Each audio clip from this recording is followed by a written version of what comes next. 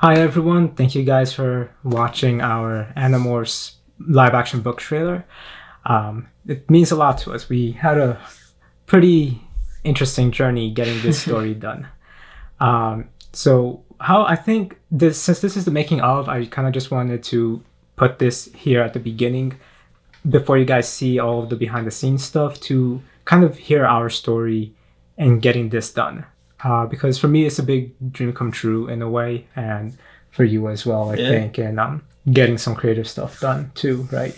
So I don't know. I think that putting this here is important. So before we get into everything, thank you guys for watching, and this is just our story of how this came to be. So I think the best place to start is the beginning. Yeah. Right? Obviously. We were both working at AMC, which here in the US is a movie theater chain. And I still remember that day, actually. It was me too, pretty vividly. Yeah, it was, I think, during the daytime. Yeah, it was like a morning shift. Right. And we both kind of had to open, I think, that day, right? Yeah, we were both behind concessions. Exactly, concessions. And I think it was only us too. It was. Yeah. It was only us for the first few hours, and we just basically were just talking about shows and movies. Mm-hmm. And even though we had worked in the same place, I think that was the first time we actually worked together in one place. I was gonna say it was kind of the first time we actually kind of talked. Exactly, because like we did just said hi in passing. Yeah. But that was like literally the first time we were like a shift together. Mm-hmm. And so that's basically like how we actually met and talked. And we were just talking about shows. Now, at the time, I was reading all of the Animorphs books. So from the very beginning to the original, to the ending. And for me, I kind of grew up with Animorphs as part of around my life. You kind of didn't, though. No, not at all. I just remember seeing the cover in the library in the elementary school. It's always in the library. What are these books? Yeah, because those covers are pretty cool, but very weird at the same time. In fact, I do have one of the original covers here. This is book 10, and that's pretty cool. I'll talk about the clouds in a minute, but I just pulled it out of nowhere. Well, it's here on the bed. This particular one was to explain my story with it. It was my older brother's copy, and he really liked the series a lot, from what I remember. He's 8 years older, so I was really little, but I would remember him reading some of the books, like that one in particular. That was his copy. His name is actually written on it. Oh, that's cool. I didn't know that. Yeah. So that's how I originally discovered it, because of my older brother. I don't really remember us talking so much about it. I just knew that he liked some of the books. If I remember correctly, he liked Marco because he thought Marco was funny, which he is funny. But when the books, I was too little to read it. And like you, I would always see it in the libraries or in our classrooms, in the bookshelves. And I would read like a book here and there just out of curiosity, like, what is my older brother reading? Like, I've seen him read this book many times. And I just fell in love with the series, but I knew how dark it was, even though I was so little. And I always wanted to read it, but there is a total of, I believe, 54 mainline books, and then a total of like 10 in-between books. So yeah, actually no, 52. And then there's with the 10, so it's a total of about 62 books. Wow. And then 2 like choose your own adventures. I didn't read those, but those aren't really canon to the story. So it's a lot of books. Yeah. A lot of books. And I think they did it all in 3 years. 52 books in 3 years? Yeah. 52 or 62 with the side books in 3 years. So 3 to 4 years, I think. Multiple writers? So it was the original, like the wife and husband duo. Yeah. Which under this pseudonym of K.A. Applegate. Yeah. And then they had additional ghostwriters to kind of help out with some books, but it was still following their outlines. Yeah. And then they would verify that it was following the outlines and accepting it. Mm-hmm. So yeah, they did have help, because that is a lot of books to write in that short amount of time. Yeah. But I always liked it, and I always wanted to read the series as a whole. And then a few years ago, I started to, and I just really fell in love with it. So much so that when they started, even before they started the comic books, they did a relaunch in 2010. This is the first book for that. And I got some of my friends into it because they thought that the story was really good. It's sad that this relaunch got canceled with book 8, I think. They released book 7 and then book 8 was just digital. So it's sad that they didn't continue with the relaunch because I really like these covers. But then recently they started doing the graphic novels, which I gave you one of these or 2 of these as a gift. Fantastic art. And they're doing a really good adaptation of it. So this was before the graphic novel, I think, came out, or around the time that the graphic novel came out as well. I was already reading the books. So we were talking, and I was near the end, because this was around April or May of when this happened. And I was just thinking so much about the books, and when it was slow at work, I would be reading them as well. So, and I just kept thinking, like, I could really, like, do this story justice if I was a director, if I was able to get the budget for it, because this is such a, like, personal story for these characters, since you're literally following them in their mind. And the grittiness, and I can relate to a lot of the characters. I can relate to Tobias a lot, which is why I played Tobias in our version of it, and you played Jake. So that was, I was just thinking about that. And then during our shift is when I asked you, hey, did you ever hear about Animorphs? So, and then he explained that he only seen it in the covers. And I was just telling him about the story and like how messed up the books is, because it's brutal.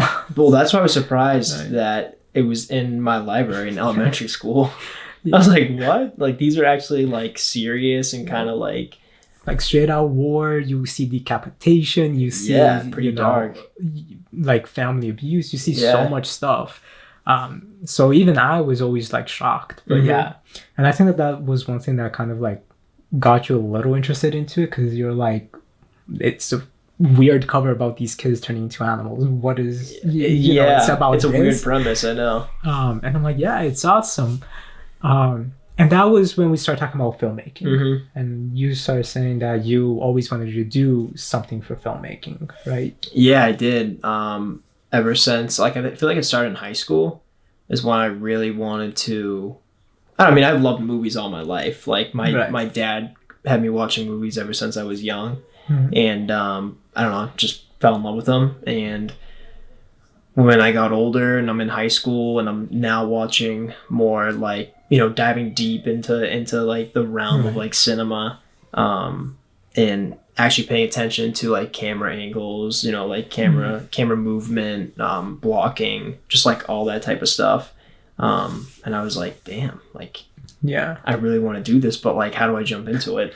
And you did say that you did make an attempt once with some of your friends, and it just didn't hold. I did, yeah. 2 of my friends were going to make a short film, and that kind of just fell off. I don't even know, like, what happened. I think it was just everyone was going into college at that point, and then it just didn't end up happening. Yeah, for me, like, I'm always having ideas because I want to be an actor and I want to be a filmmaker and a writer, and I do all of these things, but I'm always really alone. So again, I relate to Tobias a lot. So I never really had people to help me with, and some of the things that I've done already was with some help with some friends, but that took, you know, some complications. And recently, with everyone just being busy, we can never meet up.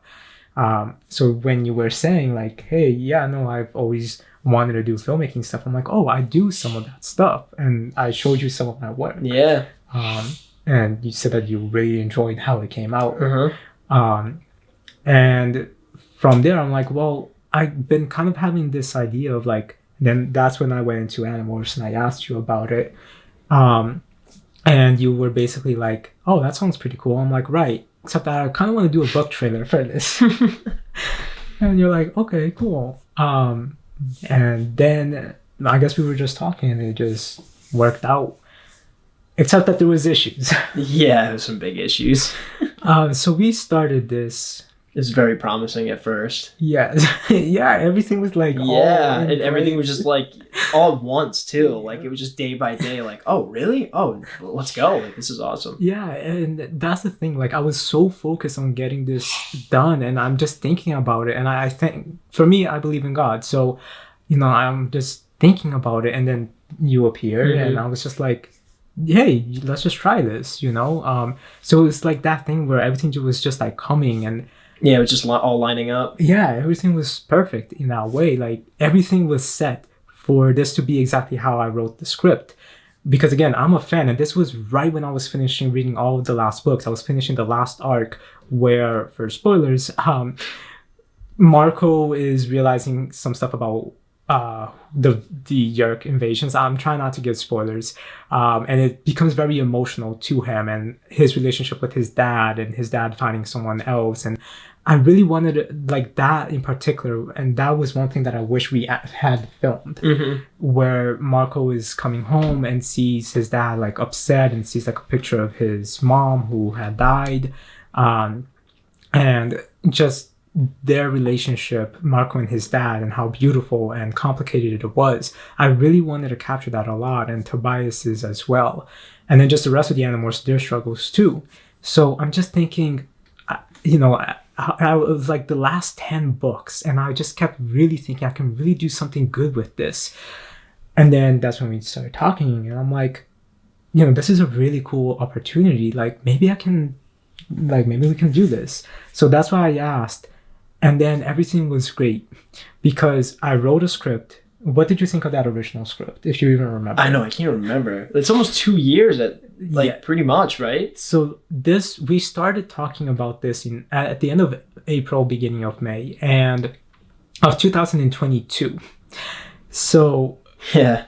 Yeah. Was the script much longer? No, it was the same amount. Oh, okay. Except, and right now it is March 2024.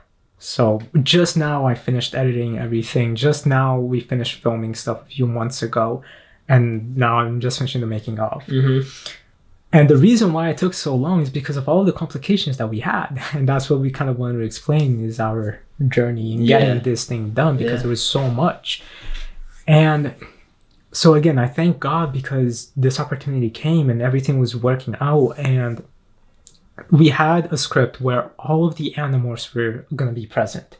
All 5. Axe is an Animorph, but I was not going to include him, so that's why I'm saying the initial 5, because I just wanted the book trailer to be focused like in the first book, basically. And Axe doesn't show up until, I think, book 4 or 5. I could be wrong. Something like that. It's up to book 7. At the most is when Axe shows up. Book 5. I just remember. No, I know it's book 5 because the graphic novel is about to come out with... Actually, no, book 4. It is book 4 because that's when X shows up, and I just remember because I'm looking at the shelf with book 4 on it. So in book 4, so the book trailer is mostly focused on book 1. So that's why Axe isn't in it. But that original script, I had it with the 5 Animorphs. Yeah. And just showing them doing little missions here and there, showing a scaffold device, which is the morphing cube, and it's basically worked in the way that we had it. So it was going to be me and Jake. His name is Jake as well, so it's fitting that he plays Jake. I know. So it was going to be us, and then it was going to be... We had to find someone to play Tom, Jake's brother, and that was my cousin in the end, or my friend, but we consider each other cousins. And then, so we had 2 Animorphs. We needed 3 others. My cousin's girlfriend at the time, who helped make the scaffold device, which you won't see that here on this making of because I wasn't recording when she was helping us glue the stuff inside of the scaffold device. But so I do thank her for helping out with that. She was going to be in it, and she was going to be Rachel. So we had 3 out of the 4 Animorphs. My cousin's friend and roommate was going to be one of those. So we had 4 of the Animorphs. We just needed Casey, and we did have a Casey in mind, which was one of my friends. So we had all 5 Animorphs. And that was in the summer, and then I had to go on vacation. And I kept asking my cousin, please do not do anything stupid until we get this done. Because I am scared that I'm going to come back and you and... I'm not going to say her name because I don't know if she wants to be mentioned at all. So it's your fault. Yeah. No, I'm kidding. Because I literally told him, like, please don't screw up or do anything so that you guys don't break up by the time I get back. Because they just started dating. Literally, like, within a month. So we were supposed to start filming in May, but we couldn't because we were still looking for people, and then I had to go away for a month. And then I came back, and when I came back, they broke up. So we lost Rachel, but she said that she was still gonna help us. So, that worked out, but it was gonna be a little awkward. Oh, that's right. Yeah. But then the guy that was gonna be playing Marco stopped responding to everyone. And then that's where it started. And then the girl that was playing Rachel decided to stop responding as well. Because we had dates set, we were going to start filming, and then everyone just stopped responding. And then my friend that was going to play Casey was like, all right, just let me know when it's going to be ready. And I'm like, okay, I'll let you know the dates. But then since people kept screwing us over like that, I couldn't let her know. So then we found someone else. We found someone else to play Marco, which was a different friend of mine's friend who texted me and is like, hey, I really want to help with this. It seems like really, really cool. I'm like, cool. We're going to be filming this scene. Come join us, a scene with just me and Jake.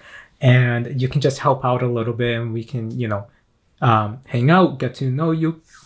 And I can explain everything better to you. I sent him the script, and all of that. And he was like, yeah, no, I'm super excited. And this was the day that we were going to film the morphing scene. Okay. And I went to It's a Party to buy some makeup and props as well. And then he was supposed to meet us at your house. Oh, that's right. I do remember that. He was supposed to meet us at your house. Yeah. And then I'm literally at It's a Party. It's like coming very out. second, yeah. We were supposed to meet at like 6:40, I believe, was the time that was set. At literally like 6:15 or 6:10, around there, literally like 20, 30 minutes before, the dude straight out texts me and goes, hey, yeah, my boss called me in to work on my day off, and I'm going to go to work on my day off. So I'm not going to go and help you with this. I'm like, dude, it's your day off. You could have said no. I understand that, you got to make your money, but it's your day off.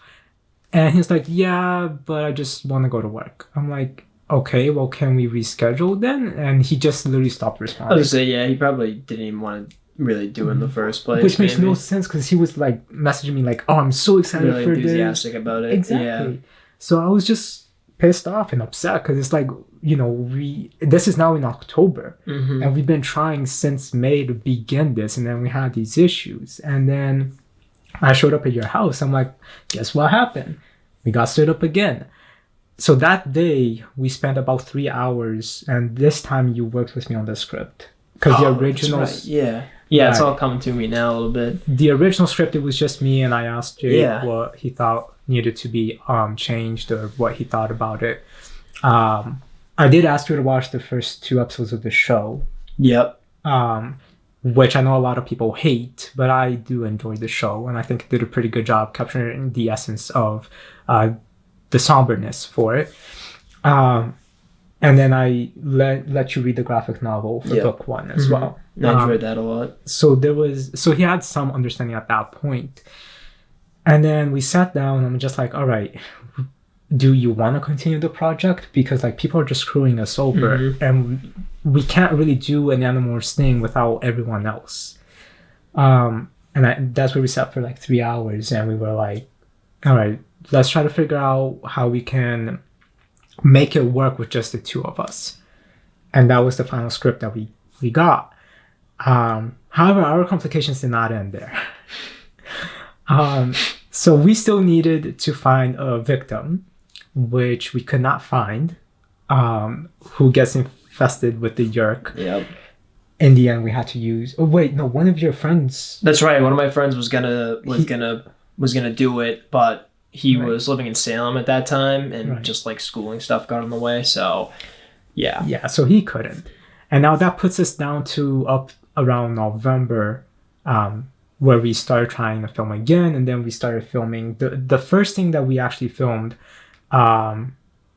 together was the outdoor scenes that you see at the beginning with the sunset and the people celebrating. Yep.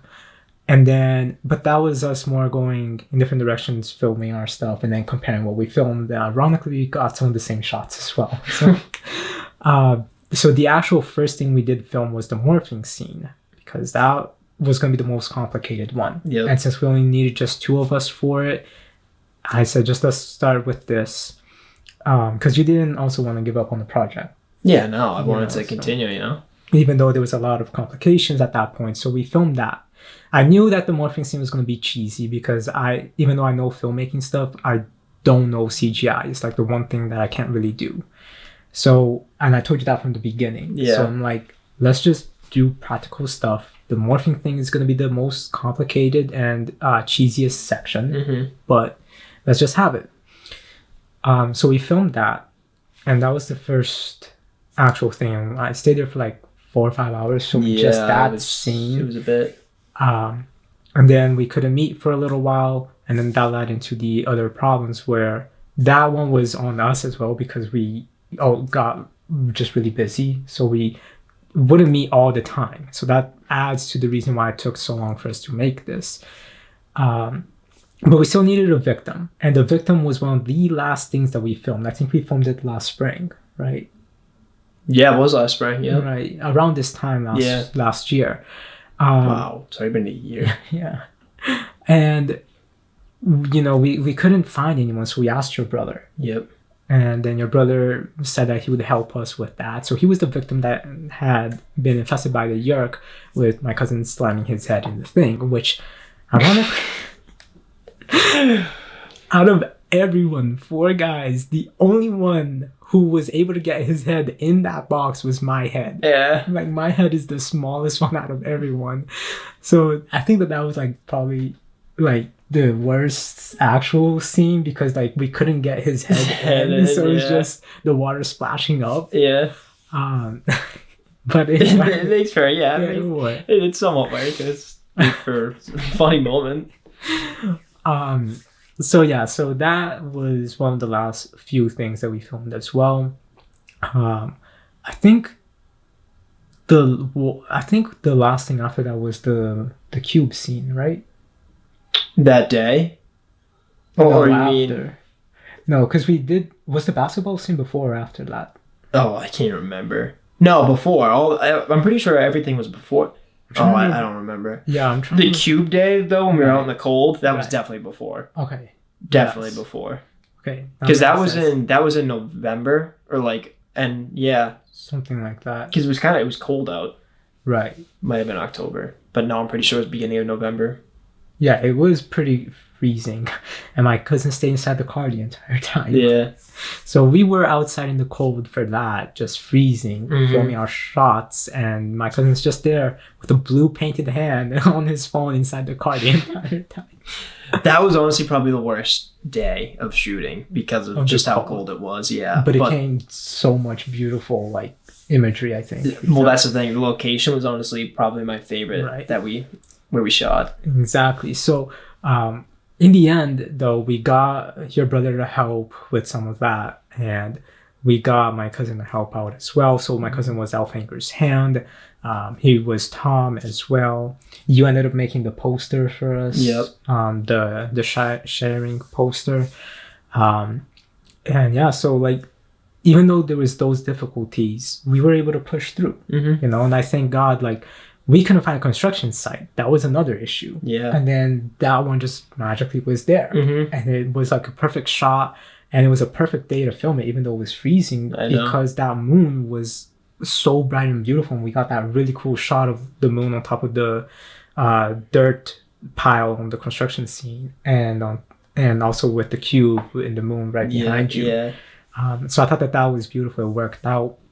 And even though we couldn't get the other Animorphs, I think that we did a good job with what we had to kind of make it feel like other people were there.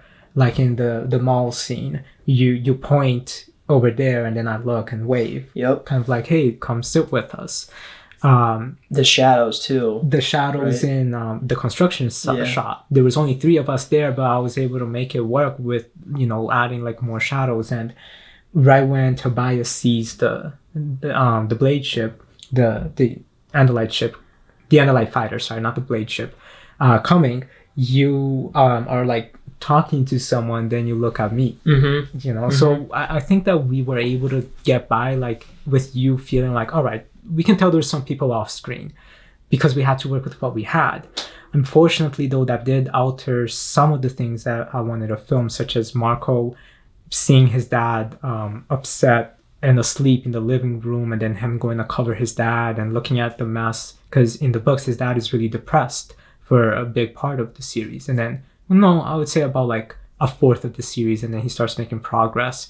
But again, since this was for adapting kind of like the essence from book one, I wanted to show that Marco like seeing his dad upset, and we were gonna basically just have someone cover it. Like we couldn't get someone older than us to play Marco's dad, so it was just gonna be somebody covering their face. If anything, I was gonna use the same person that was gonna play Marco and just have their face covered, like with like the arm or something, and then just edit Marco in.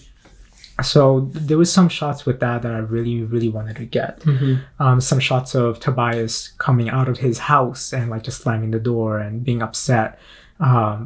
We didn't film that at all. So yeah, but everything else that was in the final draft that we got, we were able to film, and I feel like we were able to make it seem like people were there with us.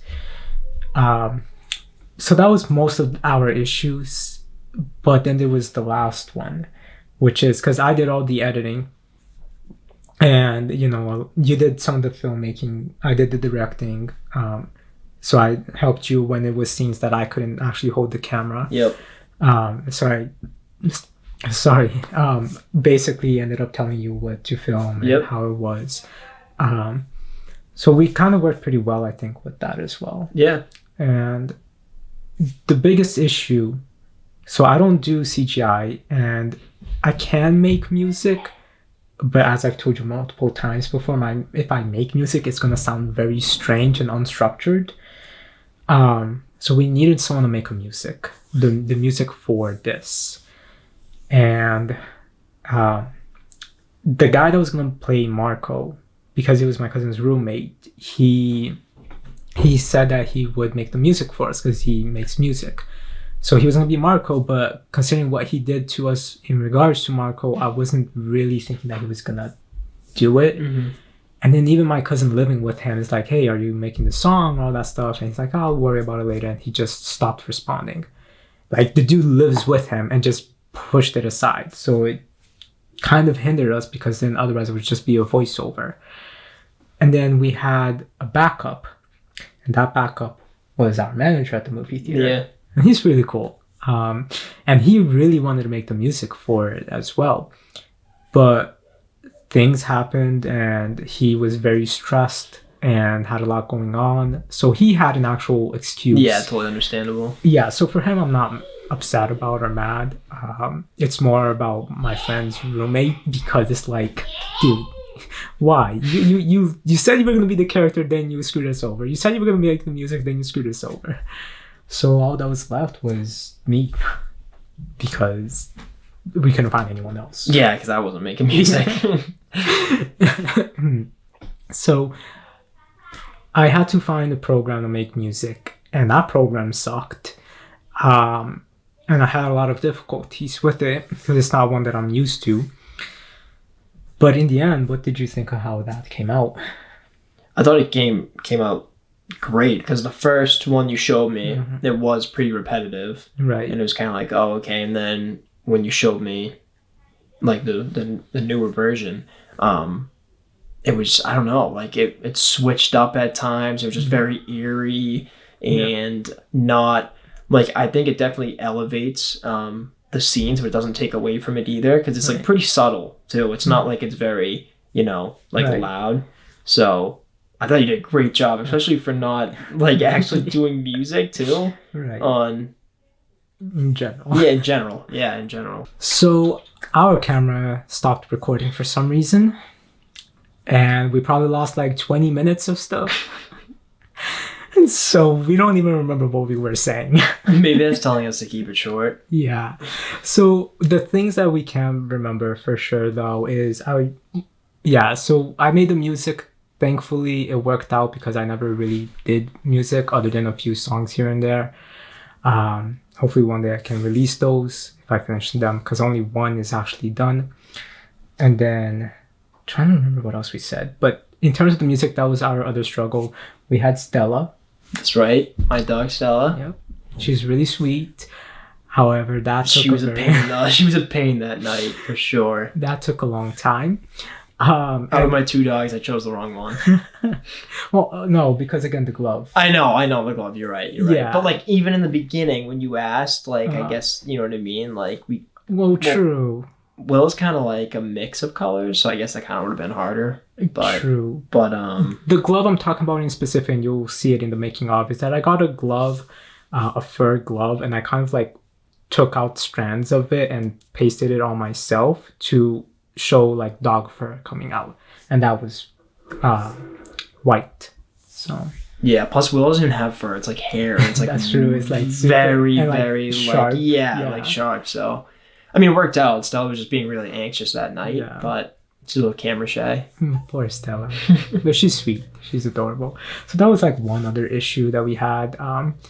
The other issue obviously is people screwing us over again, where it's really late, so we didn't even watch everything we talked about. Yeah. So summary, people screwed us over. The music, no wait, we just talked about the music. Yeah, we did. How we were gonna get 2 people, they couldn't do it either. And then I think that's about it. That was most of our struggles. We did all of it ourselves, and I think even though we had to go through these struggles, I really do thank God that we were able to get through this, because we learned a lot. Yeah, I know. Like I said before, I'm glad. Which is one thing we remember we were talking about. Yeah. Well, which I'm glad we went through those struggles, because even though it really was a pain, I feel like every beginning filmmaker, young or old, goes through that same thing.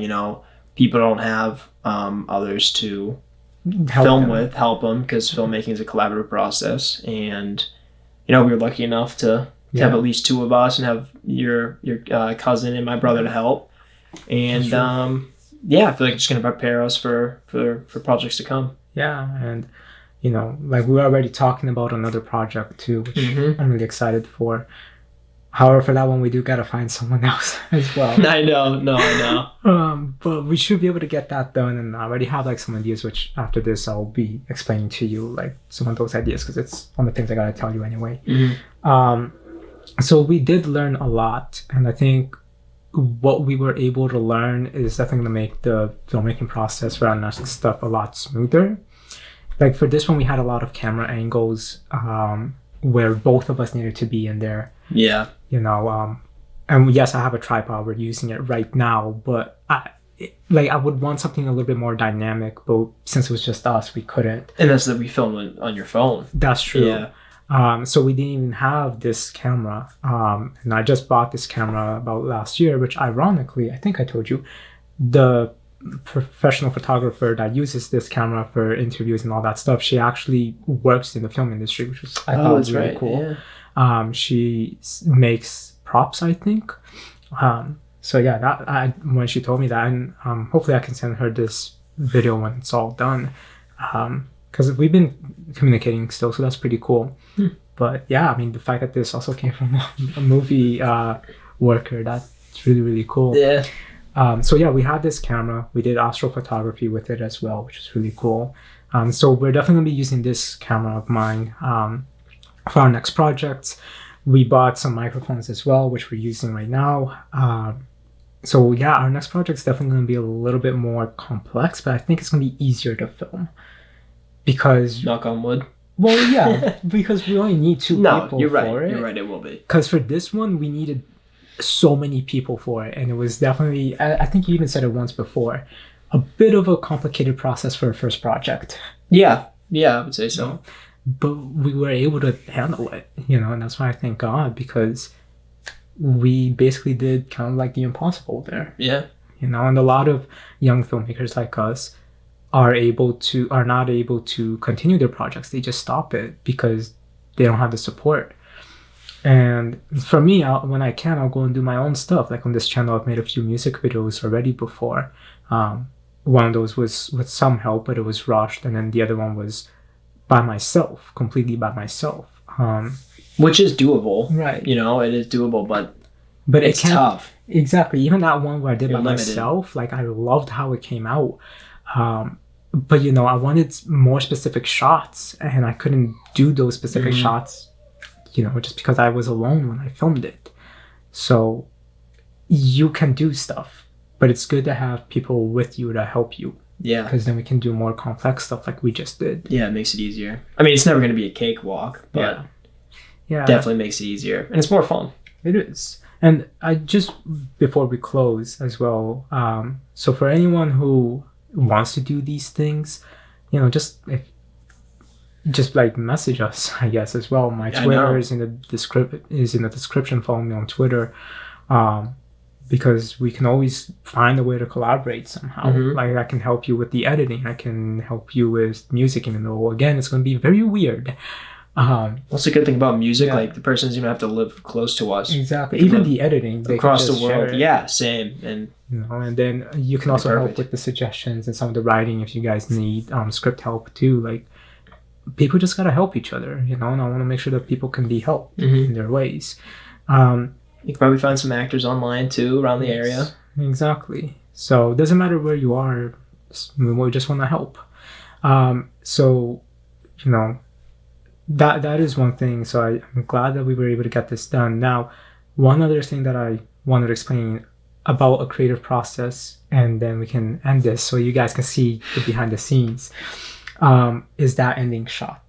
Yes, that's right. Because I really, really like that thing. And that was one of the last things I remember talking about.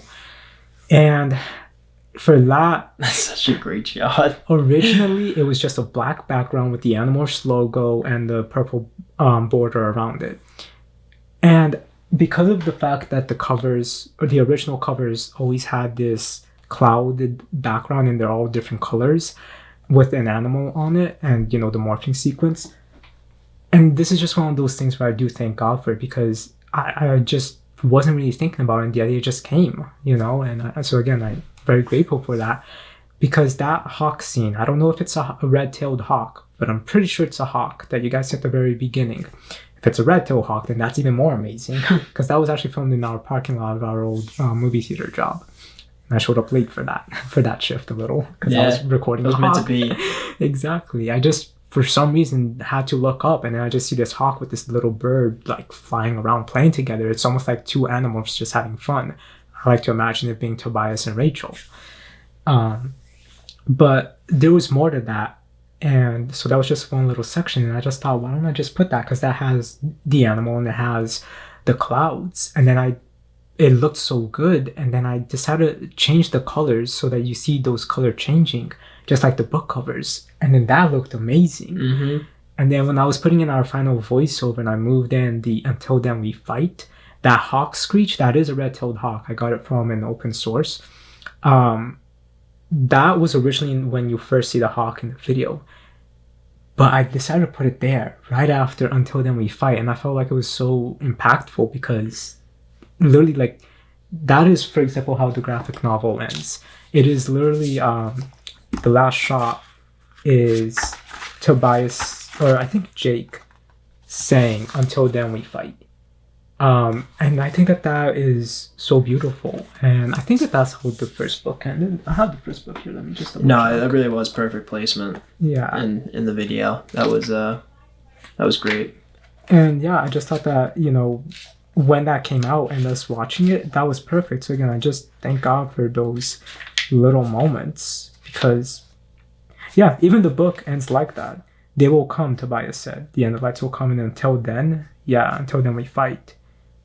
Crap. It was Tobias, not Jake, that said that. So I probably should have been saying that. I mean, it's not out yet. I could still change it. That's true. You could still change it. But I really like the way you say it, "Until Then We Fight." Well, then mimic me, I guess. Yeah, we'll figure it out. Yeah, if not, that was my only... that's why we can find better actors out there, though. No, but you did a good job. Thanks. Appreciate it. Like, it was his first time doing something like that. It wasn't for me, but for him, it was first time. So, you did a really good job, man. Thanks. Yeah. And especially the voice acting, you did a better job when we did the final one. Yeah, so definitely, yeah. But I just, to finish off, really wanted to do this justice, especially because with the movie coming out and the authors, both of them stepped out because I guess they wanted to change a lot of things that didn't feel fit the essence of the series. And just thinking so much about, me finishing the books. And I was honestly scared reading the last 2 books. Those last 10 books are insane. I just really did not want the series to end. It was just so good. And Animorphs just means a lot to me. Like I said, I relate a lot to Tobias, and I have 2 books out. I'm writing my 3rd one now. It's a 4-book series. And one of the biggest influences is Warm Bodies and Animorphs.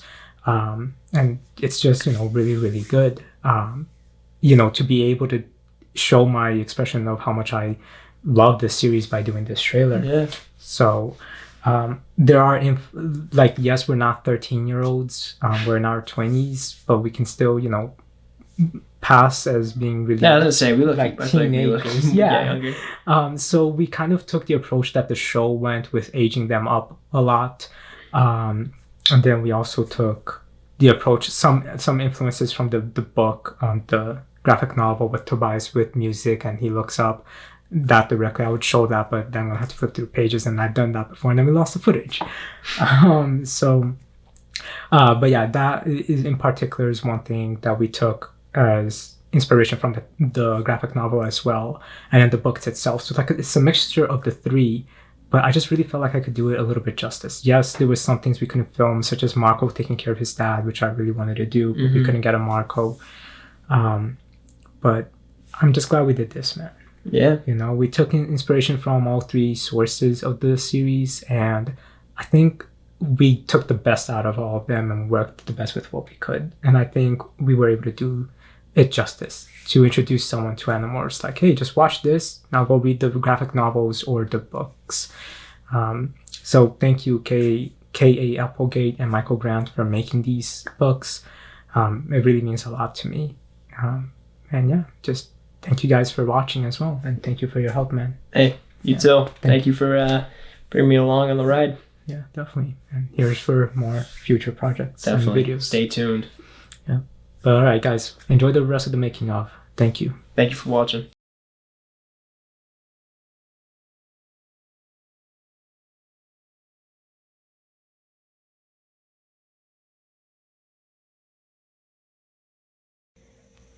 So to make the scaffold device, which is the cube that the Animorphs touch that gives them their powers, I knew I wanted something that would be clear and something that would diffuse light pretty good, because again, it's a blue glowing cube. So I knew I wanted something like that. But in the comics, in the books, and in the TV show, it's not a giant cube. And I went to a craft store because I'm like, all right, I want to find something that is at least plastic, or that I can, like a plastic cube that I can make something, like be a cube and glow. So what I ended up doing was going to a craft shop, and I found this giant box, and I'm thinking about going back to get that for a different thing, which we'll get to in a minute. But as I was walking around looking for a small cube, I couldn't find anything that was plastic until I found this. Now, this is a 6x6 cube. It's foam. But, in the video, because it's night, I'm not sure how it's going to look. But we will definitely test that. And it wasn't too expensive. It was probably like $4 or $5. And this is about the size I always expected the cube to look like. So about this size anyway. Now, because this is like the perfect size for someone to put their hand on. But, so this is the size I always thought it was in the comics and in the books. In the show, it was a little bit smaller than this from what I remember. But I did want to see if I could find something a little bit smaller, especially since I found that giant cube that was plastic and clear, but again, it was giant. So then I kept walking around. I couldn't find anything, and I found somebody that works there. They were short-staffed that day. There was only 2 people working, and the lady was really, really nice and really helped me. And we were walking around looking for the lights, actually. So we were looking for the lights, and we were looking for plastic things that I could maybe even hot glue together to make the cube. So she did tell me about the lights, and she wasn't sure if there was any blue lights, but thankfully there is. So, and these are battery lights too, so that helps. Yeah, so I ended up walking around with her, and then she's like, "Oh, I wonder if we still have these." And then she took me into this one section which I did walk, but I didn't see it before. And then they had this perfect cube, and this I believe is about the size the actual size of what it's supposed to be. Maybe slightly smaller, like maybe an inch smaller or something in the dimensions. But this is still perfect. You can still like touch it.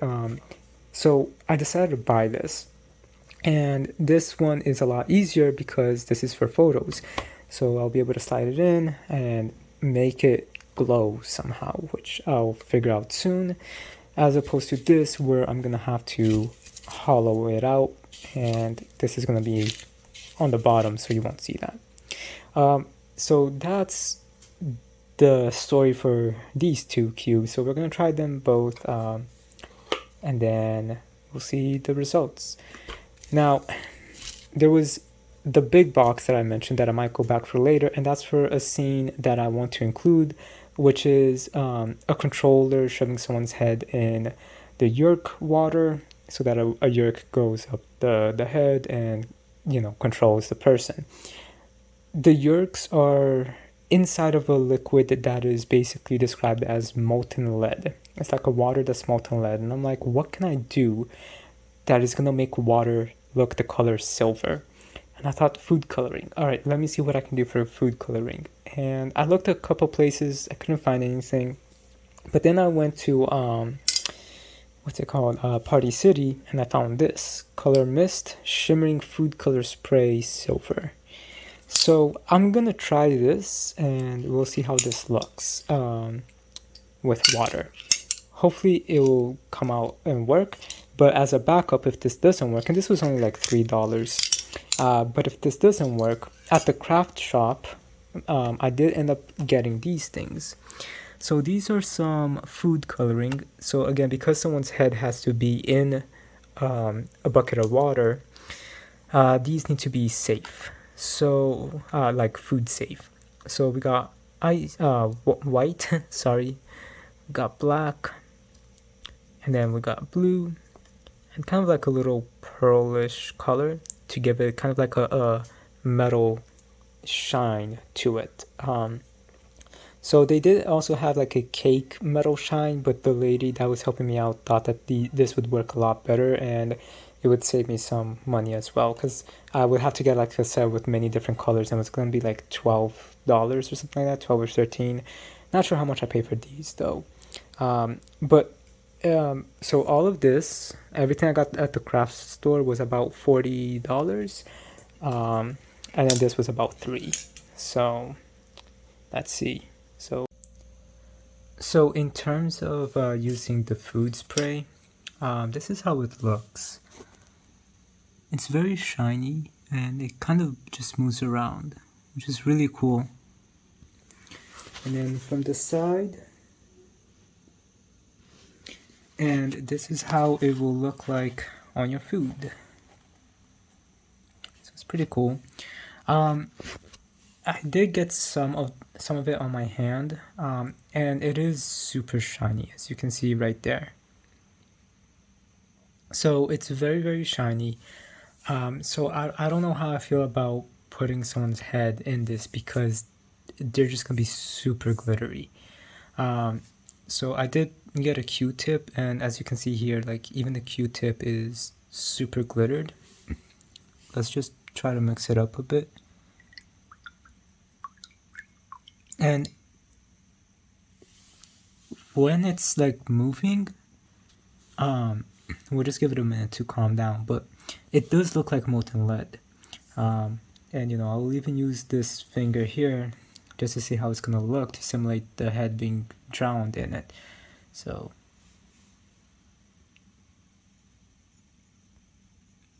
okay, now we take it off.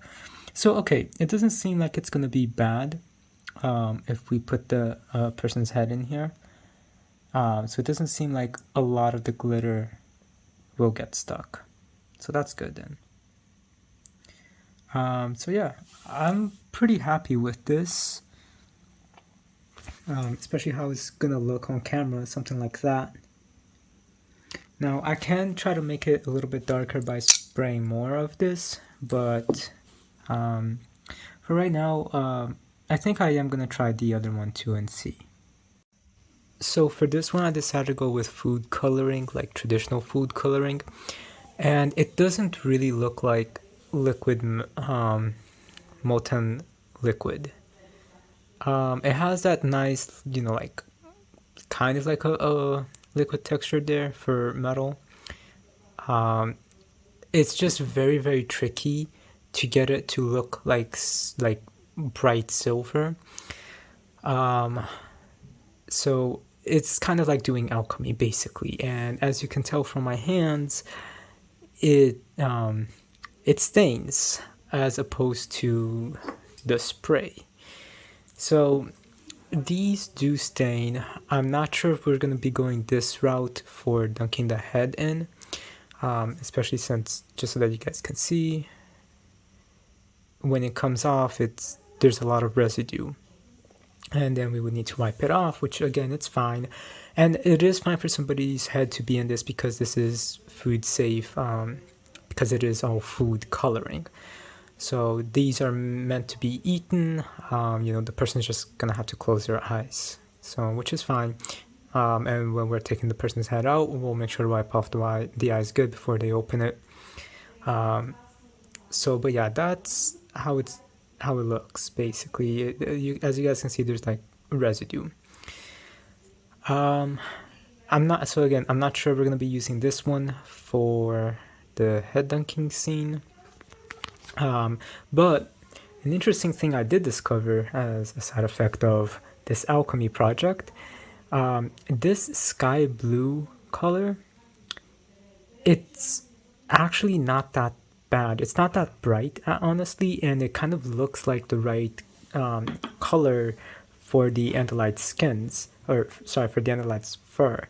So, and since they have blue skin anyway as well, like bluish fur, bluish tannish fur, which blends into their hands and their fingers, I think that the moment when we're holding the scaffold device, the person could just, whoever's going to be holding it, just dunk their finger in here and then just like, pass it around them, because it actually looked like a very, very good color. In fact, I can even just do that real quick. Just as a slight example. I mean, this is way more than it needed to be. Yeah, this is a little bit darker than it needs to be, but a small little touch of it, like I had earlier, before I washed it off, it looks really good, as you can see, like right over there. So that's kind of what we're gonna go for right over here. So yeah, it's gonna be interesting for sure. So I think we'll leave that for there. So we just have to be careful not to put too much, because it does stain. So yeah, this is already way too much. But down here, right in the middle, I think that's what we're gonna have to try to go for. But yeah, this one makes too much of a mess. I am gonna try to maybe put a little bit of that spray over here just to see if it makes it look shinier or more silver. And I am gonna try to put this pearl. This thing was the most expensive one. The little bottle was like $7. I'm gonna try to put this pearl again. This is food safe, because it is supposed to be on food. So I'm gonna try to put this on this one over here, just so that it just so I can see how it's gonna look. And this is how it looks with it still, which again I really still prefer. So even if I stir it up, it's gonna look like how it did earlier. So I definitely think we're gonna go with that one, which is the spray for the head dunking scene. So this is kind of what we are gonna be going for in terms of Elfanger's finger colors. Probably not this dark, just because this one, I had some of the black food ink on my finger anyways, so it kind of blended with that. But mostly something very similar to this, just a little bit brighter. Just because the Andalites, as I said earlier, do have those specific um, skin colors. So yeah, I think that this will work, especially like right over there, how this finger here, the middle finger looks. I think that's mostly what we're gonna try to go for. So yeah, that's gonna be very interesting, and I'll have to go clean up this mess. So putting the spray in here kind of does nothing, but putting the pearl into the spray, it changes it completely, and I love how it looks. So this now looks like liquid metal. I mean, you can still tell like at the top like it's water, but still, for the most part, you can tell it looks like liquid metal. And I'm gonna have to figure out how much of the pearl I'm gonna put in here because it is a little dark, but once the person's head is in here, I see this cool effect, and you can see enough, especially if the person's gonna be moving, so it will clear out for sure. And then no stains, and I just love how it looks when it comes off because it's just so cool. I just love how that looks. So this is just an example of like how it might look with the fingers being blue holding the cube. So pretty excited for that. Looks really cool. Yeah, overall that's gonna be really cool. Again, don't know if I'm gonna be using this one or the big styrofoam one. I'll mess around with this in a few days, but for now at least I kind of have the Yerk pool situation resolved, which again, this is now already stationary, but once it moves, it's magic. I seriously love this. Alright, so that's it for this particular thing, and we'll be back with some more behind the scenes in a little bit. So to try to make the scaffold device work with the plastic cube instead of the big foam cube, I wanted to find a way to diffuse the light and hide the lights as well. So I thought, cotton balls obviously, but I don't have cotton balls at the moment, so let me try paper towels. So I made this thing here just with some masking tape in the shape of it, and I have put the LED lights in there and they looked pretty cool. It worked out, so I wanted something a little bit more rigid though, so that's what I came up with over here. So this is again just a beta test, so nothing too professional yet. As you can see, it's falling, but it works. So I put the lights in there. You can kind of see it right through that little hole. It's coming out through here. So, and if I just turn it on, it works. So I'm okay with this. I'm happy with this. I mean, having the paper towel in there. I'm gonna use clear tape instead of masking tape because, as you guys can see through it. I don't know if it's gonna make a difference using clear tape. I mean, obviously it will, but I don't know if you would still see it as like a shadow. I'll have to figure out what I can do to make that work. Maybe I might even just glue it on. I'm not sure. But I now want to try it with just regular paper and see how that's gonna look. But yep, so for now that's how it's looking, which isn't bad. I mean, right now it is, daytime, but this is gonna be filmed at night, so it shouldn't be too much of an issue. And it has like these cool patterns too, I guess, so it will look really interesting. I just have to figure out how to actually make it look good if I'm gonna go with paper towels. But yeah, let's see how it's gonna look like with regular paper. So this is how this scaffold device is gonna look like at night with the paper on it. So this is how the scaffold device is going to look like at night with the paper in it. So as you can see, I really like how this looks with the paper. It diffuses everything pretty good. Please just ignore the little lights that you can see over there. So I accidentally had to move this a little bit and the paper kind of bent. So it's kind of like touching those lights right now, but it was like all just lit up. You like just like how it is up here. So I think the paper looks really, really good. Yeah, it just, I think it looks fantastic. So let's take a look again how it looks like with the paper towel. But I really think that on camera it looks perfect with the paper. So here's how it looks like with the paper towels, but not with clear tape. This is still the original test that I had with just the masking tape. So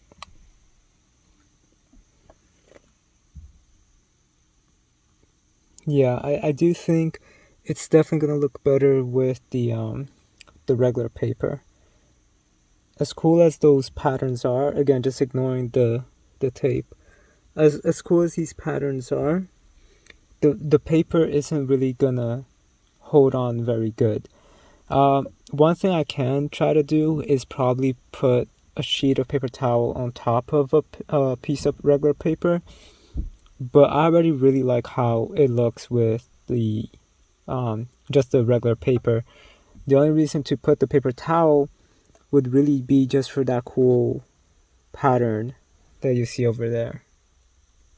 So I definitely still think that it makes more sense to just use the regular paper.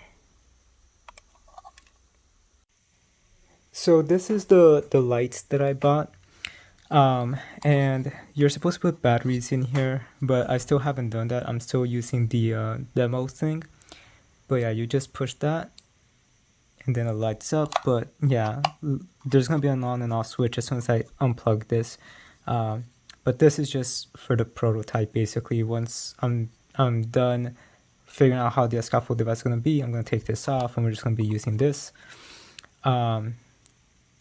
Because you do need to keep pressing this down, and as you will see in the videos, it's a little hard to keep holding it down the entire time when you're moving a little bit.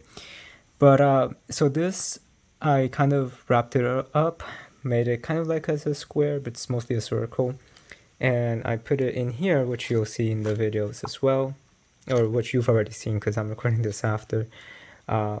So yeah, this just kind of sits in there, and then this is the scaffold device, the top of it, so it's just going to be resting in there. And then I just kind of put a piece of paper on top of it like that, so it's easier to just remove this, and that's how it worked. So that was pretty good. And then this is the other piece. I did make one with paper towel, paper towels, again, masking tape as I showed earlier, but I did also buy this big block of foam, and it's a huge block. It's about 6 inches in its diameters, or all of its measurements. I'm not good with math, so and I thought that this would work really good, and my original idea was to hollow it out. But this thing is pretty dense though, and it's a very, very flaky. And as you can see over here, you can easily tell all of these little patterns, and it's going to be easy to tell that it is foam, and that's not what I really wanted. But I thought, like, with it being at night, you won't really notice that detail. It's actually one reason why I do like the paper towel, because you see these cool little details in them. But yeah, this is very flaky. As you can see, it's already flaking, but I was able to hollow it out a good amount. Like I'd say most of my hand is already fitting in there. And the plan with this one is to literally just put this in here, basically. And then we just light it up, and you can kind of see it. But let's go and take a look at how this looks in the dark, basically. Okay, so this is how the styrofoam block is gonna look like at night. So I would definitely need to hollow it out a lot more, and I really just don't think it works. I mean, yeah, it is really close to what I want though, and it's really cool to see all of those like patterns, but it's not. So this is what the styrofoam block is gonna look like in the dark. And while it's really cool, it's not exactly what I want it to look like, nor exactly what it really looks like. That's really cool though right there. But yeah, so unfortunately, sorry about that. I'm doing this inside of my closet. Uh, but yeah, unfortunately, as cool as these patterns are, like honestly, that's really cool. I might take a picture like that. Yeah, that's really cool. But yeah, I think that the plastic cube, the translucent plastic cube, is better than the styrofoam one, with the paper in it as well. So, yep. But alright, so that's the scaffold device, and now it's time to finalize it with the paper one for the smaller cube one. Oops. Honestly, this looks really cool. And on camera, it's So I was just at a party city, and I found these cool things for the morphing sequence. I wasn't really gonna get anything, I just thought it would be really cool to see what they would have, and I think that this worked out perfectly. Don't know if these things are gonna be on the morphing sequence, but I just think it's cool to at least try this. So one thing that is gonna be on it for sure is these Dracula fangs. I've had these for many years. They're kind of molded for my tooth. So I'm gonna be using that. And since the morphs are all kind of like different and like it's a human transforming into an animal, I feel like having vampire fangs for the dog fangs for a few minutes is fine. Or sorry, for a few seconds. So a couple of things that I got is this adhesive tape, which actually works pretty cool. I'll show how this looks like in a minute. And it actually holds pretty well. So what I was thinking is, and sorry, this is just trash, but this I'm gonna explain in a minute. What I was thinking is I had bought this glove because it's very furry, and in fact, there's like pads here. So what I was gonna do was I was gonna cut this glove up, and in fact, I had already started, as you can see over here, and kind of have like remove a bunch of patches of fur, like over here, just like cut it up and like put it on my hand or on my face a little bit, just to like have a different shots of like showing like that fur is starting to grow on Tobias, who I'm playing. But I started to cut this with my hand on it, so don't do that. But by doing that, I realized that this actually kind of looks like a paw. Right now, you guys can see it looks like a glove, like a furry glove. But let me put it on so you guys can see what I mean. So as you can see, it looks like a dog's paw. So, and that's when I close all my fingers. But if I stretch them, so it then looks like somebody is, an animal, kind of.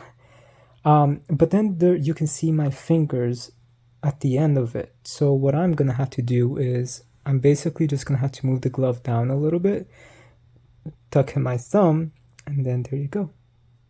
You can no longer see it. And especially when it's like in this angle. So that's why I did not cut this. But then I thought, well, they're gonna see like this, right? So because it's a pair of gloves, so I'm just trying to get this out. And because I was gonna have the Andalite's hand just be blue, or Alfanger's hand, but then I thought, well, Andalites do have some fur. Why don't we use this later after we shoot the morphing sequence and dye it blue as well? So what I did is I got the left hand because the morphing sequence we're going to be using the right hand. And I did cut it up. So this is what I was going to do originally. I was going to like cut this bottom part here, which again I started, but then I stopped when I saw it on my hand, and then just like remove chunks of it with scissors and like put little strands all over, which again we might do with this. This one's kind of like our deposited one, like our our trash one basically. So we're going to be using this for a lot of these things. And when I cut it up, I decided to leave just the elastic. And let me show you why, because I thought that this was going to look perfect, kind of like this. You'll see in a second. So here's like the front of the paw, and to fix that problem, it goes up to here. We're not going to show past here, of course, but at least up to here, like you can't really tell that there's a seam there. So that's how we're going to fix that. And then the bottom is just tugged in under it. And I thought, well, a dog has long nails.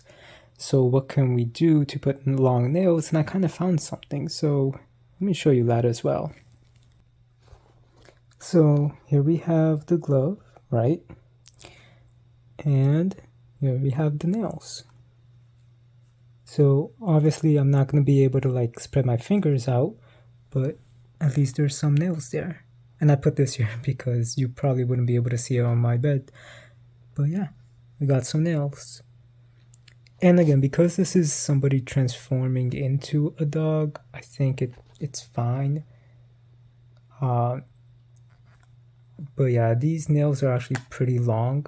So, hold on one second. So yeah, but then I thought it would be cool as well at one point for me to like stretch it out like this, and then I don't know, that doesn't look too good, but at least like that, that's pretty cool and kind of freaky.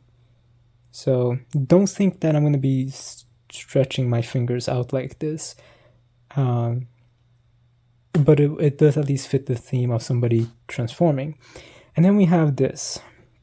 So there is a scene I am thinking or a shot where I'm going to be like this to at least show dog pads coming out. But I don't want to show this white glove part, and the pad part will only come before I show this. In fact, what I'm thinking of doing is the following. So using the adhesive tape that I showed earlier and using the nails, so what I'm thinking is of showing the nails coming out first and little spots of fur, and having a shot that's kind of like very close like this, so you can kind of see me like closing, and you can kind of see like black spots there, right? Basically to symbolize the dog pads. So I don't really know how this is gonna look too well. We're gonna have to see.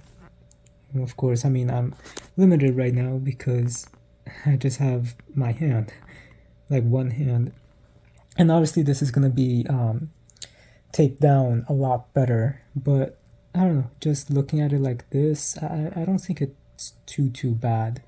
In fact, let me just, yeah, I don't know, doesn't seem too bad. But this is the one shot that I'm not too sure about. Everything else I'm pretty sure is going to look pretty cool. But then we're also going to try putting, so this thing here is the pads from the glove that, I'm going to remove this, that we cut up from over here. So I had used this here because I bought this to see if maybe we can paint my nose and like show it in different stages as it gets darker and darker to symbolize a dog's nose starting to form. So I painted that with this here just to see how it's going to look, and yeah, it's not too bad. I mean, obviously I'm going to have to repaint it there, but we'll figure it out. So yeah, and then the adhesive, it's almost like skin. It almost like peels off like skin, as you can see here. So it has a pretty cool effect. I did think of maybe using this as something else, but and it kind of like peels as if like you're when you get a sunburn and then you start peeling it off. It peels like that. It's very, very thin. It's really cool. So I might be able to use that for something in this video. I just don't know what exactly. But yeah, that's basically the concept of the morphing sequence. We'll see how that goes. And I'm gonna go see if this works because I haven't tried this yet on my nose. So if it's in the video, we'll find out. Okay, so I'm doing the makeup test right now. Again, this is just a test.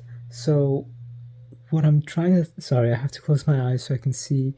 What I'm trying to do is have one scene where my nose is normal and then it starts to like turn black like this.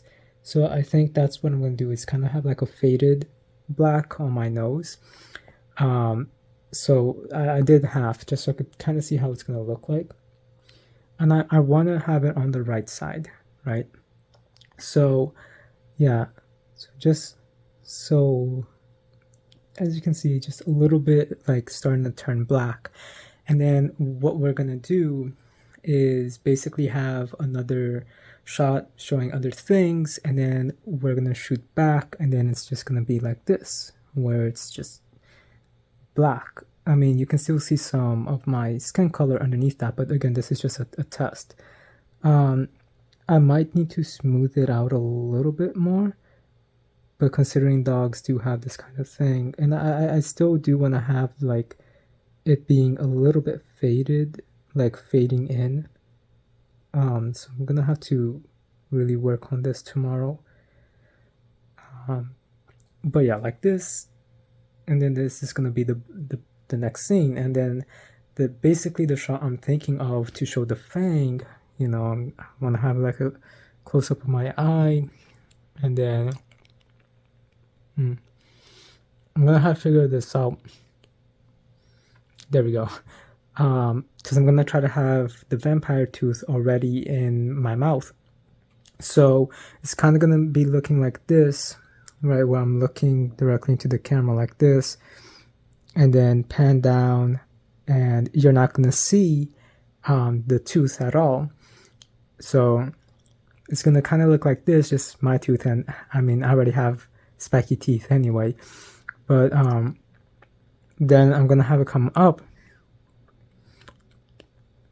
I have to rearrange it, and then so yeah, I'm really gonna have to practice this, and then so I'm gonna come back up and maybe go back down, and then really focus on like this, and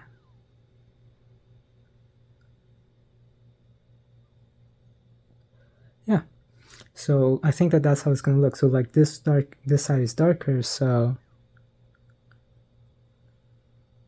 I like it. It actually looks just as good as I was hoping it would. And this would literally be for a quick second, and I'm not gonna be like feeling like I'm in pain. It's more like, you know, something like this, just so you can quickly just see it and like a quick change. So that's gonna be really fun. But yeah, and I really like the like faded, like starting to turn black but not really. So this is just gonna be really, really fun. But I guess because I was using my mirror, and because of this is also flipped, yeah, so this ends up being my left side. This is supposed to be happening on my right side, so it's gonna be flipped. So I'm gonna flip it in when I'm editing this into the making of video. I'm gonna be flipping this particular thing, so it reflects more what I'm trying to do.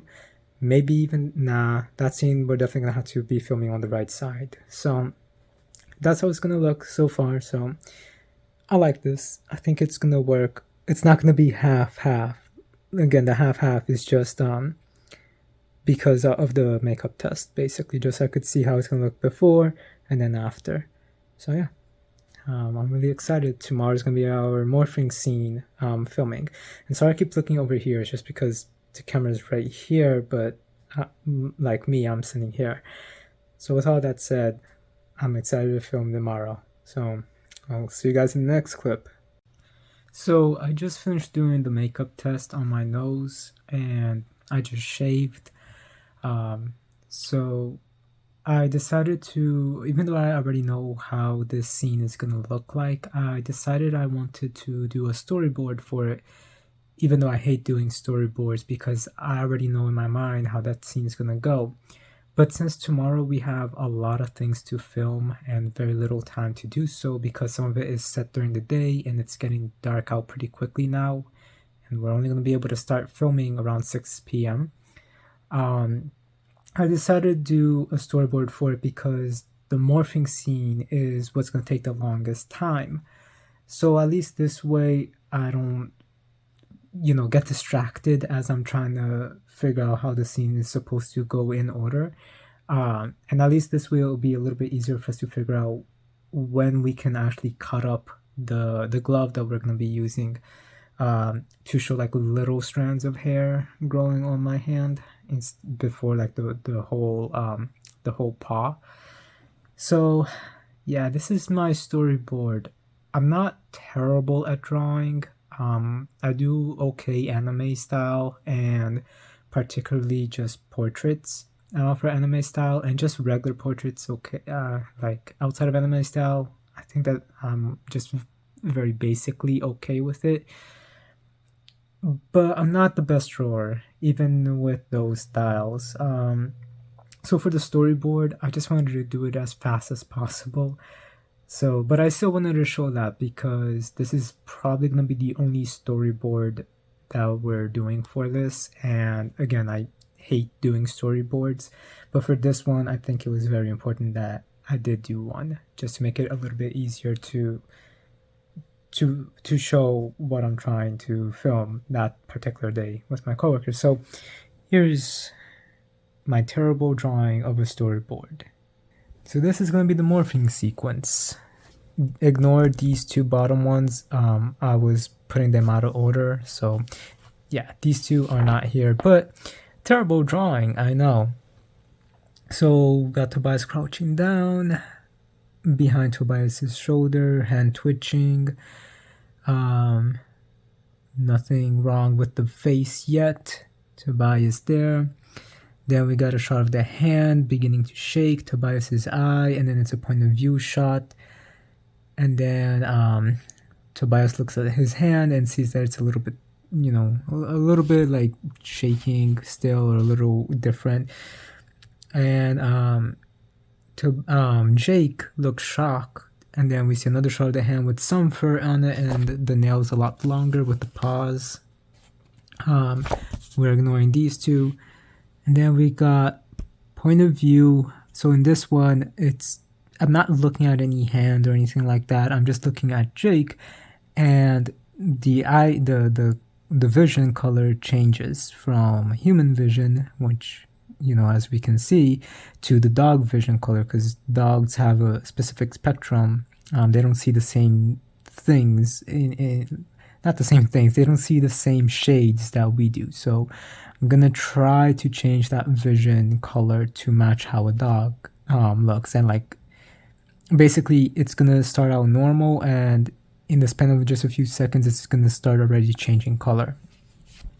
And then we got a shot of the paw, and it's gonna be like the full glove. So this is probably gonna be one of the first things we have to shoot. And then it's Jake is over here, the door is here, so it kind of matches that first one. But now Tobias is gone and there's a dog. So it's going to be very fast. It is going to be a little bit cheesy. It's going to be a little bit weird, but I think we can still make this look pretty cool. Even if it might not look the best out of everything. I really, really do feel like this is going to look pretty cool. So yeah, that is the terribly drawn storyboard. I mean, this looks frightening, honestly. And like, he looks like a lizard. Like, I mean, this is supposed to be Tobias, and that's gonna be me, and I look like a lizard there. Don't know what was up with my drawing of Jake there and there, but this right here is also just frightening. So yeah, storyboard. Like I said, I'm not the best drawer, so yeah, this is gonna be really fun though. I'm really excited to shoot this particular scene. So yeah, see you guys in that shoot. Okay. All right, I think she's good to go. Hopefully. All right. Testing point of view. This hurts. Oh, my nose so much. So using the remaining glove, we are cutting this and actually painting it blue. The colors actually looking pretty good when it dries out, I think. What about you? Yeah, I think it looks pretty good. Yeah. So this is gonna be Tom. Hello. And Alfinger's hand. Yeah. Don't know how this is gonna look. We'll figure it out. Here, put it on your... Oh god. Okay, turn it. There you go. So yeah, we'll figure it out, but it doesn't look too bad like that. We'll figure it out. So we gotta make sure our finger's hand is blue, and we're gonna use the same food coloring that we're using on the glove to paint his hand. And we will be back when his hand is fully painted. Okay, how do you feel about being a blue alien? Feels great. I'm already an alien. Illegally. Alright, let's see the Please hand. give me a green card. Alright, let's see the hand. Okay. And so this is how it's mostly gonna look. Obviously we're gonna paint it a little bit more, so like right over here these things don't show up, but overall it looks pretty cool. Little test here of the blue fur. We're gonna put it as a patch like this, but it's gonna come out too thick. So I thought the best action would be to remove these and kind of just stick it on there, because this is already very sticky anyway, and he's doing that now. So we'll see how this looks. Here, this is the prototype scaffold device. Can you hold this real quick? Yeah. Don't worry about getting this like dirty. Okay. So just like hold it, close your hands around it. Okay, this is how this is gonna look. And obviously we're gonna have the one that's glowing, and we'll test that in a little bit. But yeah, okay. And we'll be back. So this is another prototype version of it with more fur. I think it, and you got blue stuff on your... Yep.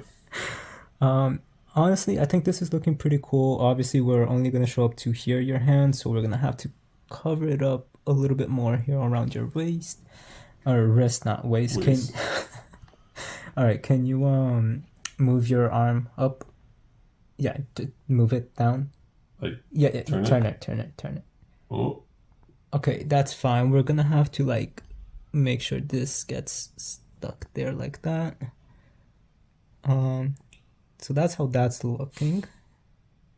Okay, here, I'm gonna have to hold this. We're gonna try this with the scaffold device. Go ahead, lift your arm up. Don't touch this yet, because otherwise it's gonna get stained. Okay, and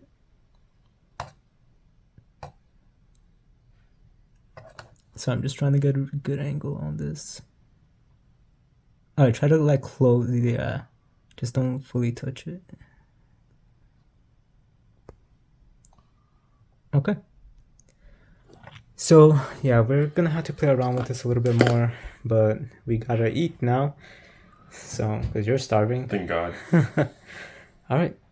This is gonna be tonight. Okay, so right now we're doing the scene where Jake comes in from that window. You just had sushi for the first time. Yeah, it was really good. Cool. So here we have our sushi. This is gonna be the alien flesh, just because it's raw and he just came back from a mission. And in the books, they do say that sometimes when they morph, is still stuck with them a little bit, and sometimes the meat gets stuck there. So, best way to simulate fake flesh is with actual fake food, and this is sushi with actual just food coloring. So this is a piece of salmon, and I'm surprised that the inside, right over here where I cut it open, it's actually blue as well now. So we got our flesh, and we'll see how this looks. Okay, so we got the Yerkes water over here, and we used up everything we have except that this isn't gonna fit the victim's head. And this is supposed to be our Yerk. It's just supposed to be like over there. You can't really see it so much, just moving around a little. Except that I had no idea that tinfoil is extremely buoyant and it does not want to stay in there. So we're kind of screwed. Gotta figure something out for this now. Okay, so we figured out the issue, and as you can see here, it kind of looks like there's something moving in there, which is what we want. You can't really see that it's tinfoil, so that works. So yeah, we have two ends, and then we're gonna put one in the middle. And Jake also went and made flyers for the sharing, which I love. This looks really, really cool. And there's Jake now. Say hi, Jake, for making up. All right. Lost time. Yes. All right. So, Jake, how do you feel about the way the box is coming out? Good. Just besides fitting someone's head in it. Yeah, true. My head is so far. Yeah.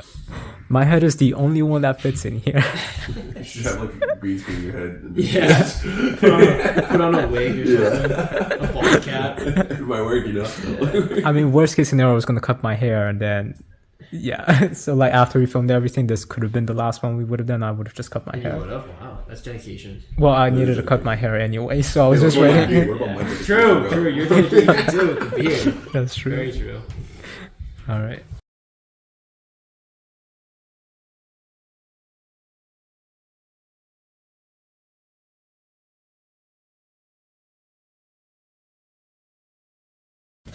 And then I just want you to pan up like this. Oh, and then 2U on the side. Yeah, and you'll see exactly what it's looking like. Okay. And go. So open your eyes wider first. Okay. Before you jump up. Jump up, okay. Yeah. So just like take a second in here and be like... Yeah, but like half a second. Okay. But like just like your eyes literally just go up and then you just jump back. Alright. Hold on. And go. Too fast on the getting up. Okay. But the eyes was perfect. Okay. Hold on. And go. Too fast again. Too fast. Hold on. So I'm moving, doing this. As soon as I go like this, I'm just gonna go like this. Can you see anything? No. Okay, it's recording.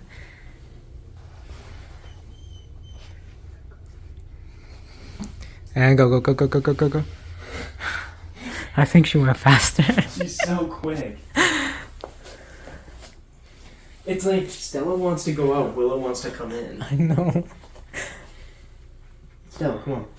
Alright. I'm just recording. She has to give him one of these days. Okay, you're just recording, good. Yeah, so it's just recording. Okay. No, that's good. That's good. Let her come this way. Just sit down. And that was too slow. She needs something here to keep her I know, she interested. does. And she doesn't even want treats. Huh. Stella, come on. Yeah, I'm gonna block it. Maybe you won't go over there. You'll find a way. Yeah, I know you will. I was gonna say you could try to block it over here, but then it's gonna show It's up. gonna be in the shot, right? Yeah, but let's just try this.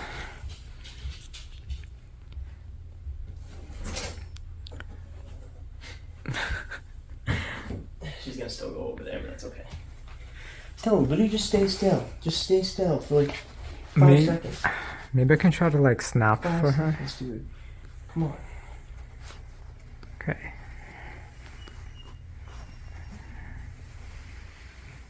Oh. So again, you can just go after her. You don't need to like. Okay, not even. Okay. Yeah, because it doesn't look Stella. like. Stella, come here.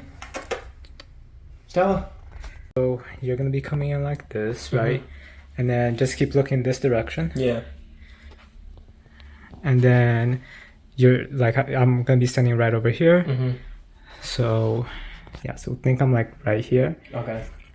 And so yeah, you're gonna be like that. And then we're gonna be like this, where it's gonna show me over here. And you're kind of like just gonna reach her out a little bit. Yeah. Yeah, just like that. Yeah. And then I'm just gonna touch her, and then we're gonna do the close-up shot. Maybe we should just do the well, no, we need the thing for that. Tripod. Yeah. And then, all right. Yeah. So I'm gonna be here, touch her, and then we're back over here with the tripod. Sorry, no, we're gonna do the close-up of the hands touching her, and then back over here where I'm gonna say like, okay, yeah, you can put her now. You're gonna go back out. You're gonna just drop her on the floor, close the door, and then we're gonna change camera angles and show this side, and then going. Okay. Yeah. Okay. All right. So we're testing again how it's gonna look when I'm looking up at the sky. So this is a different angle. Just casually point up. Point up. Okay, and then this way here. All right, let's see how this is gonna look. Okay, we're now gonna test out the Jake running scene. Pretend you're running. Okay, and then start telling people to go. Go. Okay. All right, and then just keep running. All right, and then tell them to go. Go now. And then look back. Well, not so dramatically. Sorry. Not so dramatically, Okay. but then like you slide. All right. Okay. But let's actually do this. So go on, keep. All right, and now stop. Well, and look back. Okay. I'm sorry, that one was All right. right, yeah. All right, so here's what you're gonna do. You're gonna be running, and then you're gonna shout, and then you're gonna look back, Then look back. and then you're just gonna like tell them you're going back, and then you just start running Wait. backwards. So I'm gonna look back. Like just for a second, and then you look back, and you tell them to keep going. And then you just turn around. Okay. All right. Go. Don't stop.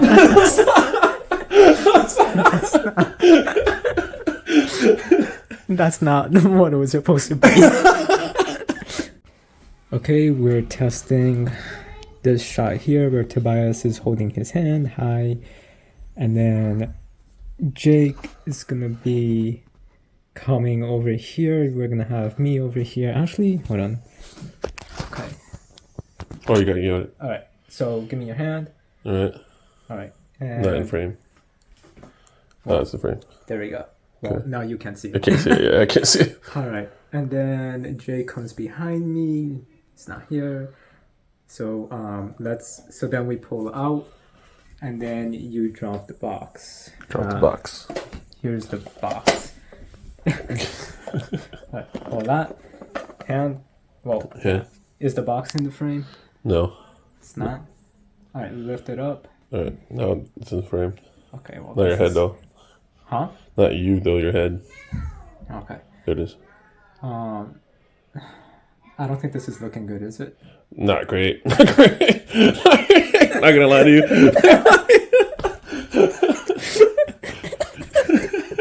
Okay, start walking that way. Well, slow. So here, come here. I'll go slow. Yeah, well, come closer to me. Oh, okay. And just walk this way.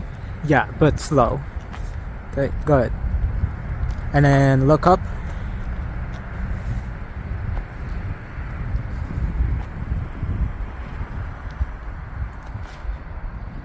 Crap, but this...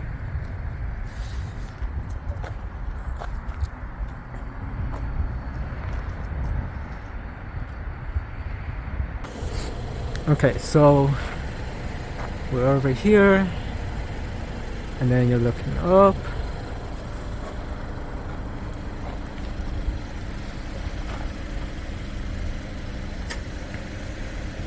Yeah, this. Wait. Let's do that though. No, you're good. Face that side. That side? Yeah. Fuck it.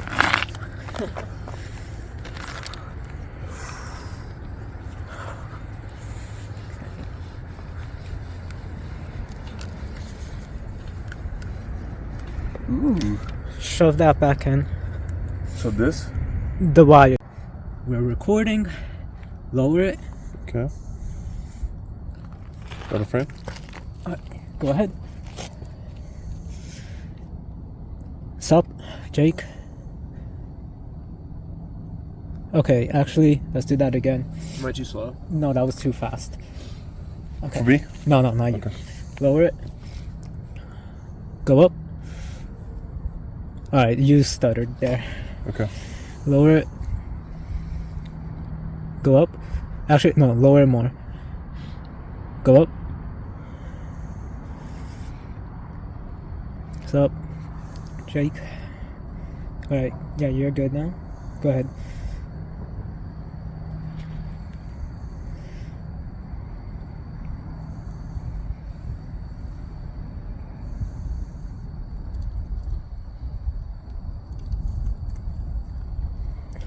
Alright, let's do that one more time because I should not have gone to that side. Okay. Raise up.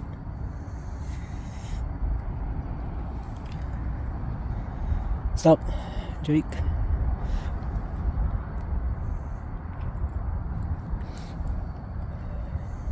Okay, that was a little way too slow. My bad. Damn it, Jake! Okay. Alright. Mateos, get over here real quick. Yeah. Just put the cube in front of the camera. Like come here from this angle.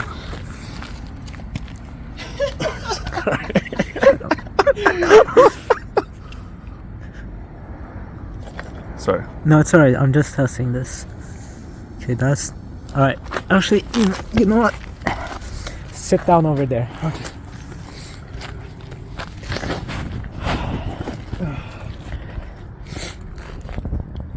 Okay, raise it up.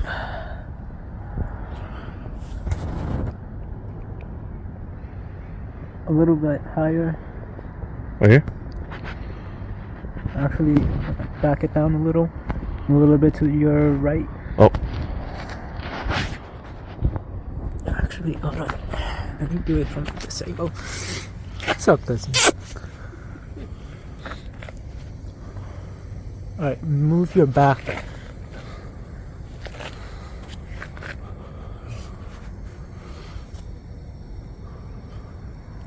Alright, so we're definitely gonna have to slide back. So slide. Hold his hand? Yeah. The blue It's okay. Yeah, the blue one. I don't bite. No, I know. Okay, hold on. Like this? It's a little tricky. Sorry, my hands are freezing. Huh? Sorry, my hands are freezing. No, I don't even feel it. Not gonna lie to you, brother. Alright, and now, You can't see the hands though. it's fine. Alright, so I'm gonna come. You're gonna pull me up, like urgently, and then we're gonna head to the left. Oh, yeah, because So, this is you. yeah, stand up while holding his hand. Yeah, stand up. Yeah, while holding his hand. And maybe I wish this was not here. Actually, hold on. So I just grab you, pull you. Hold on. Wait.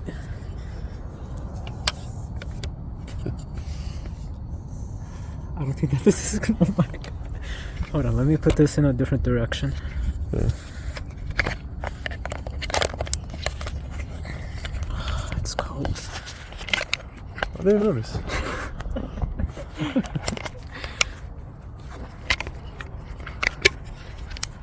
All right. Here.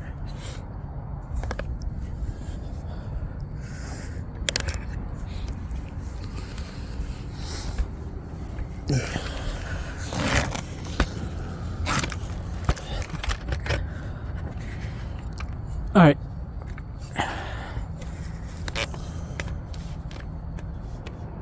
Okay, crouch back down again.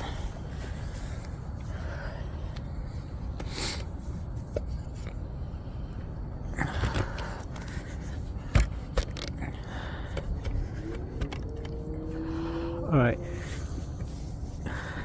You can like...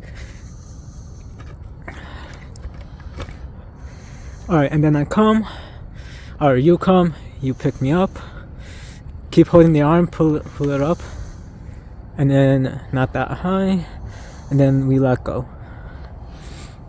Okay. Alright, so we're recording. Yep.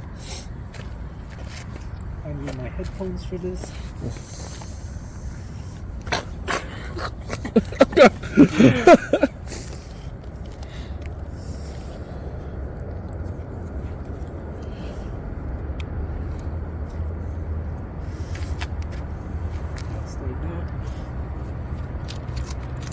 Oh, Tyler, that's my FPT. How are you not cool without a hood? Is it all your hair? No. Alright, so again, Jake, you're gonna come in running this way. And you're This just, way? Yeah, and Okay. you're just gonna be getting. Just grabbing you like. Yeah, like, come on, we gotta go. Yeah. And then make sure you also look at the sky sometimes when you say we gotta go. Okay. Okay? Alright. Ready? Yeah. Just go right away. Yeah. Alright. What We are gotta go. gonna We do? gotta go. Sorry, the camera moved a little bit when you grabbed. Yeah, I don't want to grab you. I don't want to tug you too hard. No, it's alright. Like the camera, like Okay, so what did everybody think? cold. Yeah. Cold. Yep. One word for it. Woo. Well, I mean, yeah, we did get some good shots. So. Yeah, I'm excited to edit it. Yeah, no, came out pretty good. How's the blue hand? Oh, I can't wait to have my regular skin color back.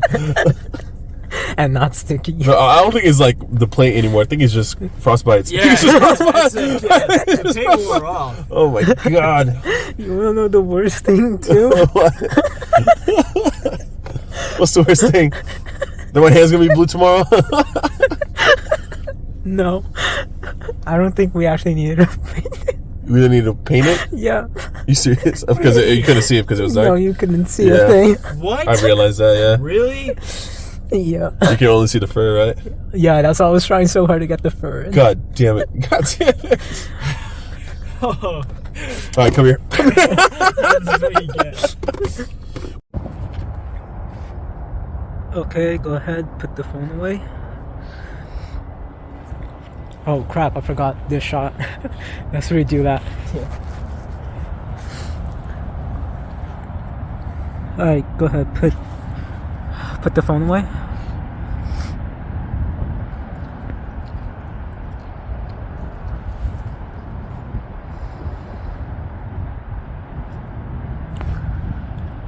So then we can have it like this for a minute or a second, and then you're gonna start making your face, and then we can switch it over here where you reach in and then you pull out the yeah, Okay.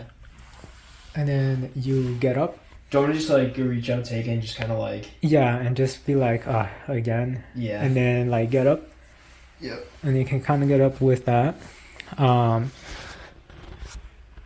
then you can come forward. And now I'm trying to think. Okay, so then after you clean yourself, I'm recording this again. Yeah. You can like pull that up real Well, quick. you just get up, Yeah, pull it up. yeah, like you can put the tissue here, pull that up, open that, and we can probably put like some more tissues in there. Yeah, that's just already in there. Yeah, and then just put that there. You can close it, dump it, and And then just throw it in and close yeah, it. yeah. Alright, cool. And I think that will be good for this scene. Okay, are you ready? Yeah. That works. Okay, so we're about to make the water. We got this, and then we also have here. So this is how we're making Yerk's water. Got a little container here that fits nobody's head except for mine. Yep. So we'll see how this goes. If anything, we have that back up there. But yeah, time to make the Yerk's water. Okay, record this, or it's recording. Hold this. Just like this. Just like this. Don't move anything else. All right, position it down, Matheus, the camera. This? Okay, there we go. Move this hand, because I can't see the screen. There you go. Perfect. All right, go ahead, Jake. Let's go. Oh wait, I'm confused. Which one am I? I'm the side. You're Great. Okay, wait, hold up. lower. What the? What happened to this? I don't think it's supposed to look like this. I think the middle moved. It Wait, did. I It have did, no yeah. idea what happened. Yeah, the middle moved somehow. Awesome. Okay. Wait, did you just fix it? A tiny bit. Here. Alright. Alright, so... Alright, now go over there, Shane, go with him. Okay. And like act like you guys are just talking as friends. Stay in the front. Alright, yeah, move in. And we're talking, or Yep. do I have to look back because he told me to look back? Yeah, like you're talking to him. Oh. We're like, Perfect. come in. All right. And then, alright, stop. And then that's gonna be one shot. And then, open the door, close the door and open it real quick. I want to see how this is gonna look. Oh, this looks really cool. Yep, open. How about it? Go. Alright, and then you guys come in. Okay. And then I'm gonna be back over here. And then, Shane, so the thing's gonna be right here. And then Mateus, grab him and just move, like, don't hurt him, but like, All right. So just like yeah. grab him and like. All right. yeah, and then like shove his head in. Okay. Then. Hey. All Right. And then you are gonna pretend like you're moving around a lot, trying to break free. And then we're gonna have another shot with your head in a closer shot. And then it's not gonna be very long. And then you kind of just like stop, and as if like you just died, but you didn't. Like you just stop moving completely, and then you just come up like almost like a robot, and then you just fix yourself and just look at him. Okay. So do you want to practice that real quick? Okay. So. We're acting as So let's start with that scene. You guys coming in. Wait. All right. All right. And then as soon it gets here, that's when I just like. Yeah. All right. So it's like, and then start going crazy. Yeah, and you, Shane, like try to like come out. You know, Alright, like that. like Yeah. you're trying to fight him out, but he's holding you down. All right. All right, let's do that again. Down, Shh, it's okay. Shh. and then good, and then you stop resisting, and then once you stop resisting, you just let go, Okay. and then you come out, and then kind of like fix yourself, And you look at me like that, and I just do nothing. and then you guys just and that's basically Okay. it. No evil laugh, no smile. No, and then like, yeah. Actually, let's try that. Just like pretend you're coming out and like fix yourself. Not so fast like that. Just like Alright, you're so- settling in. Yeah.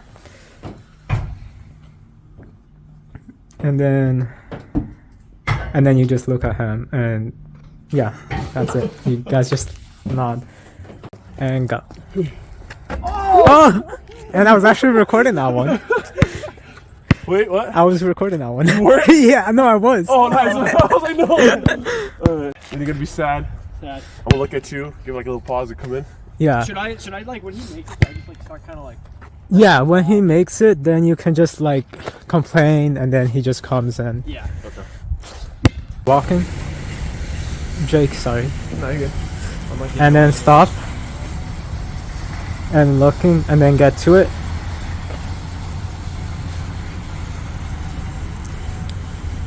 And then, yeah. So, okay, here we have how I actually made the song for the Animorphs book trailer. As I mentioned earlier, there's been a lot of delays in getting this out to begin with because we needed someone to make the music. Now, I'm not the best person at making music, and usually it's a little bit weird when I make this song. Like the song comes out a little bit strange. But I think that for this I did a pretty good job overall. It does fit the tone overall, I think. But yeah, so I'm basically used here, as you guys can see, a program called LMM. Wait, did I say that 3 times? LMMS.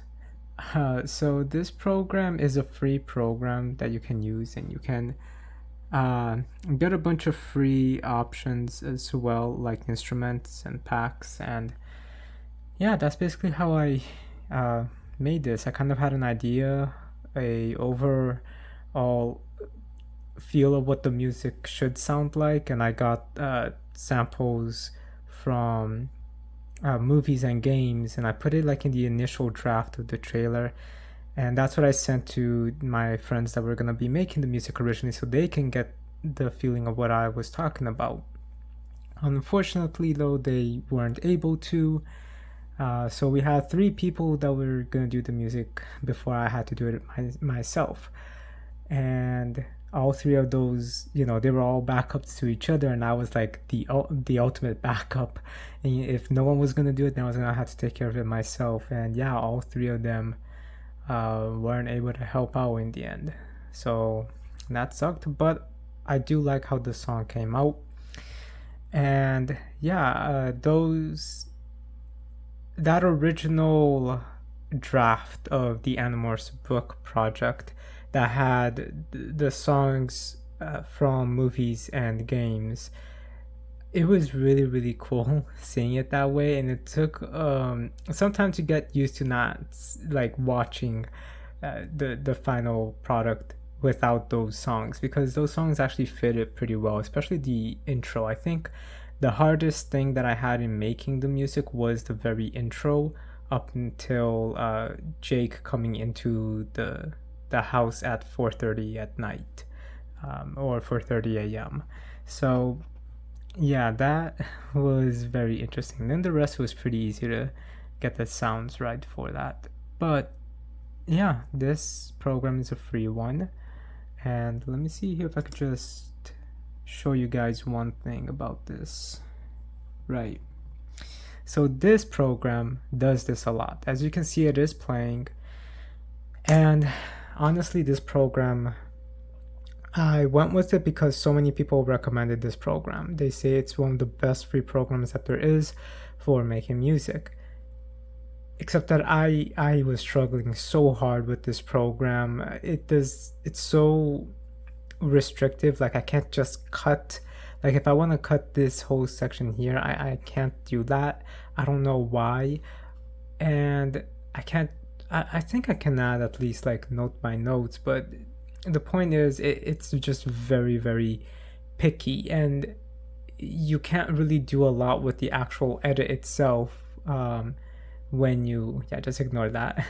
When you are here on the notes, you can't really do much at all, and it's just really annoying. I'm not gonna go into a whole showcase of that, but it's just I had a hard time actually trimming stuff, editing things, removing things, stretching things out. It was a pain. Yeah, this program was not fun, but that I can at least put up with it for a little while. The biggest issue is every time I close the program and then reopen it, basically all of the things that I saved in terms of effects disappear. So as you guys saw, I have these these instruments here, and it's playing, but you're not hearing anything, and that's exactly what I mean. So I had no idea how to fix this. The only way that I figured out, and thankfully by accident, this is also why I thank God, because really I was just very frustrated with this because it wasn't working. So this program is just a bit of a pain. So I had no idea how to fix this issue. So I really do thank God that I was able to find a way. What you basically have to do And I'm just showing this because it is annoying. You have to click that gear, click on clone this track. Okay, then you have to go here and delete this. Remove this track. You have to delete the original one. And now you see, once I did that, this whole thing here, which was a fade, like to fade in, that got completely removed. So I have to make a whole new fade as well. But then, at least now, you guys can hear this. But the issue is,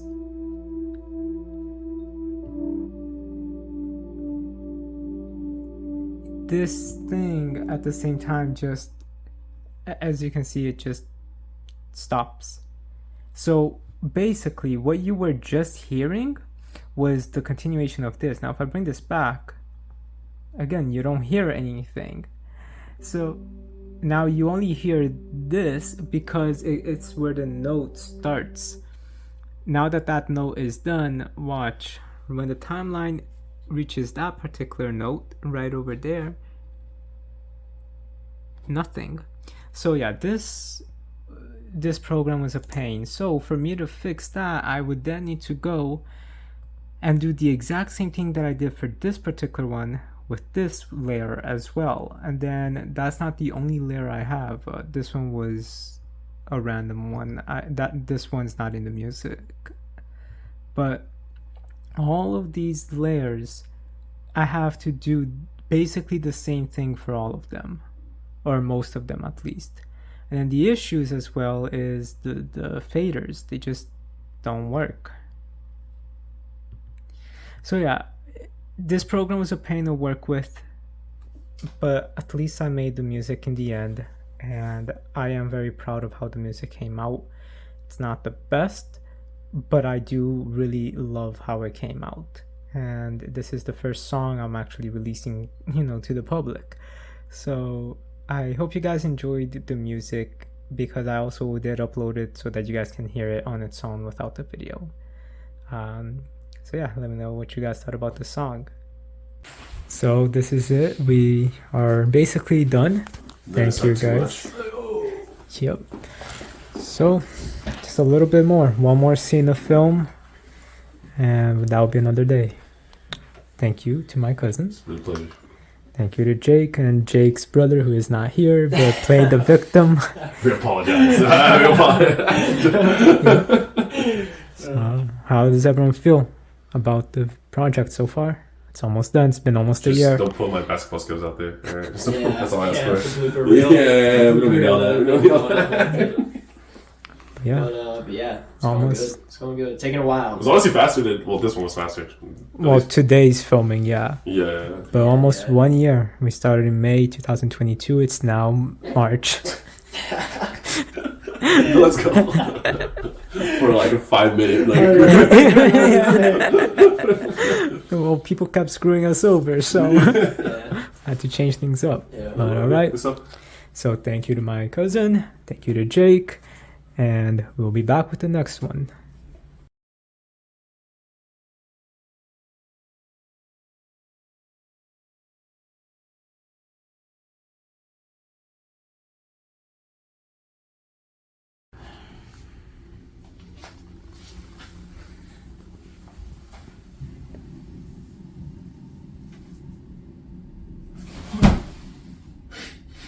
Sorry. I can't my alright. heel. Go.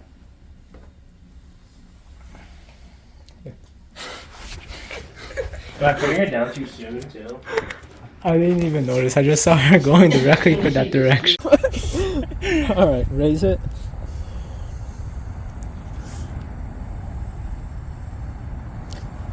Hold on.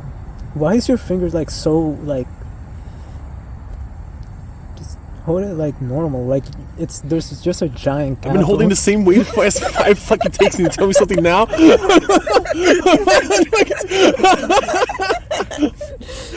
Okay, look, hold the cube in your palm. Raise it up. Like this, okay? Just keep it there because I had to change the color. Okay. Don't forget like that. Okay. Alright, go ahead, lower it. Okay, Jake. Yep. Alright, raise. Perfect.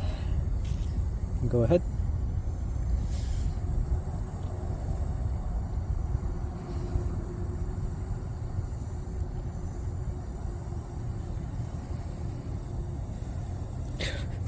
This one was my fault. This was a good take too. Okay, we're recording. Bring it down. Okay, raise it up. Stop.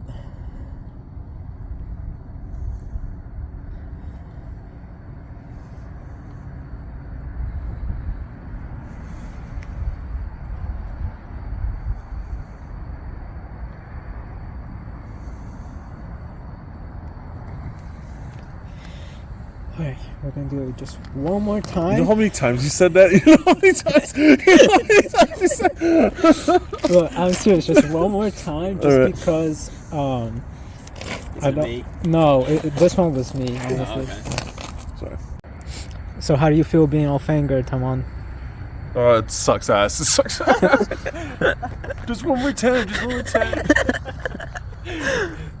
Well, I mean, at least it's a Summer nice... night, we did one.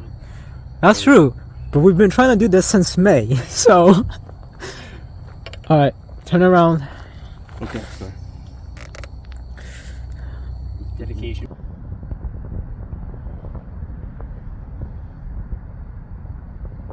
Hold on. Shake it. A little bit more. More. Fuck. Fuck. Oh, okay. There's no way the moon is moving that quickly. It moves 0.5 degrees an hour. I don't know. Is that true? Yeah. I don't know, man. It's going so fast. Alright, let's move back. Oh god. Alright, sit down. Careful not to sit on the mud like I did. Do we have another scene after this? Yeah, me too. And then, I have another scene after this. yeah, you too. Let's see. The one you coming to me. Oh no. Great, and now the fur is all messed up.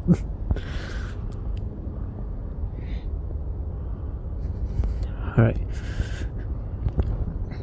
I think we lost a lot of fur. I shed a lot. I'm sorry. No one told you to go back to the car. You know, my instincts told me, alright? The sheer power of God. Okay. Let's do it this way. Feels weird.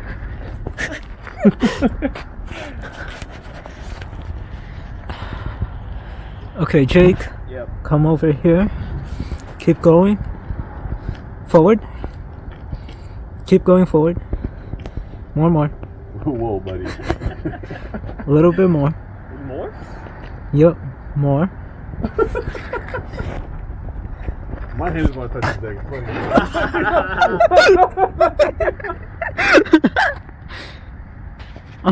Okay. Just look down on it. Alright, Mateos, come over here. Come to where I am. Want me to move up? No, you're good there. Alright, hold on. Yo. Shut up, man. Just raise Your up father the just cube. happened to see me. Just raise up the cube, man. Ooh. Alright.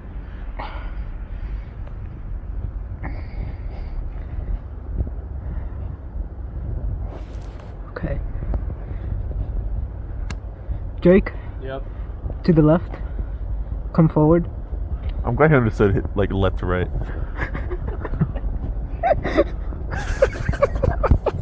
You've been getting those wrong all day. You've been getting those wrong all day. I don't know, man. I normally get left and right correct. I hope so. I hope so. All right.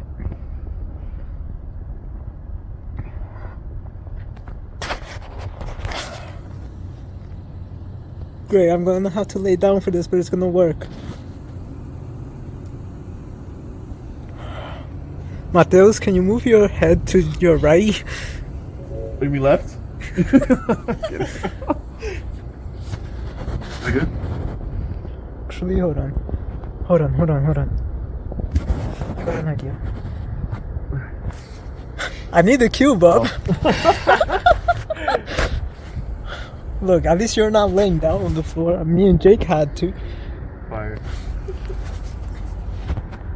On top, just in your crotch. A lot better.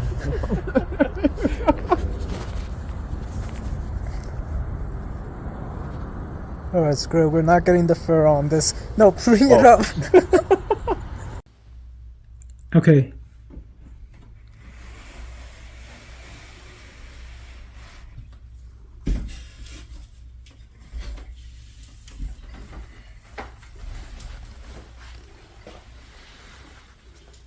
Oh, I have my glasses on. Thank God I said that beforehand. But the way you came in was actually perfect. Okay. So. Alright, well. Alright. Right there, it's perfect. Just leave it like that. Okay. Alright, close the door. Slower movement. Yeah. Okay. Close the door. Keep it horizontal, guys. It's tilted. Alright, there, perfect. And again, keep it horizontal. Alright, open. There you go. Now move out. Why did it move like that?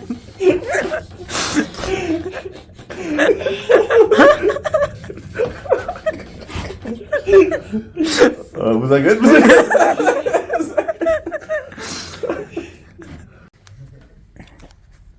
Okay, go.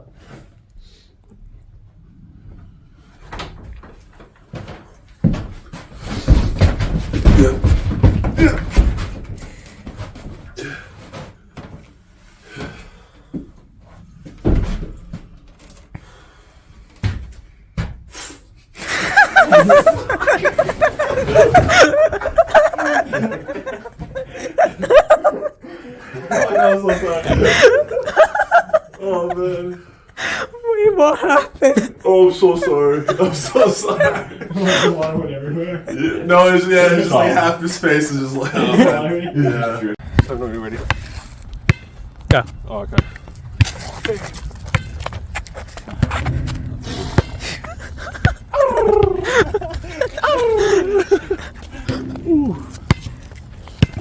I like that shot. Alright, come on. Yeah, if you want to shoot outside, No, but I will make it. No, you bitch! Picked you up. Okay, go.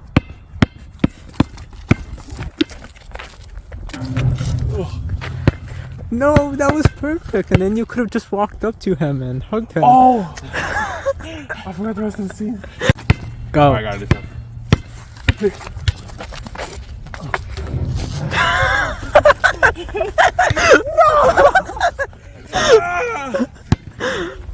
Let me know when you're ready. Go. Wait, hold on, give me that ball. Give me that ball real quick. Jesus Christ, bro. It's not that hard.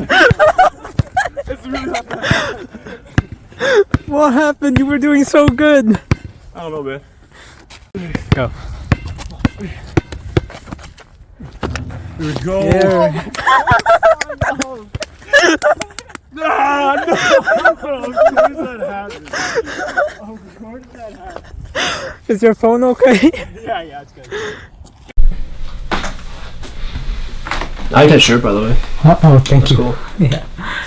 Alright, so you ready? Yeah. I don't know how to start. I know, right? That's like the most, like, that's the hardest part. You're like, well, how am I going to start this? Okay, I think I got the idea. Hey. Alright, ready? Yeah. Okay.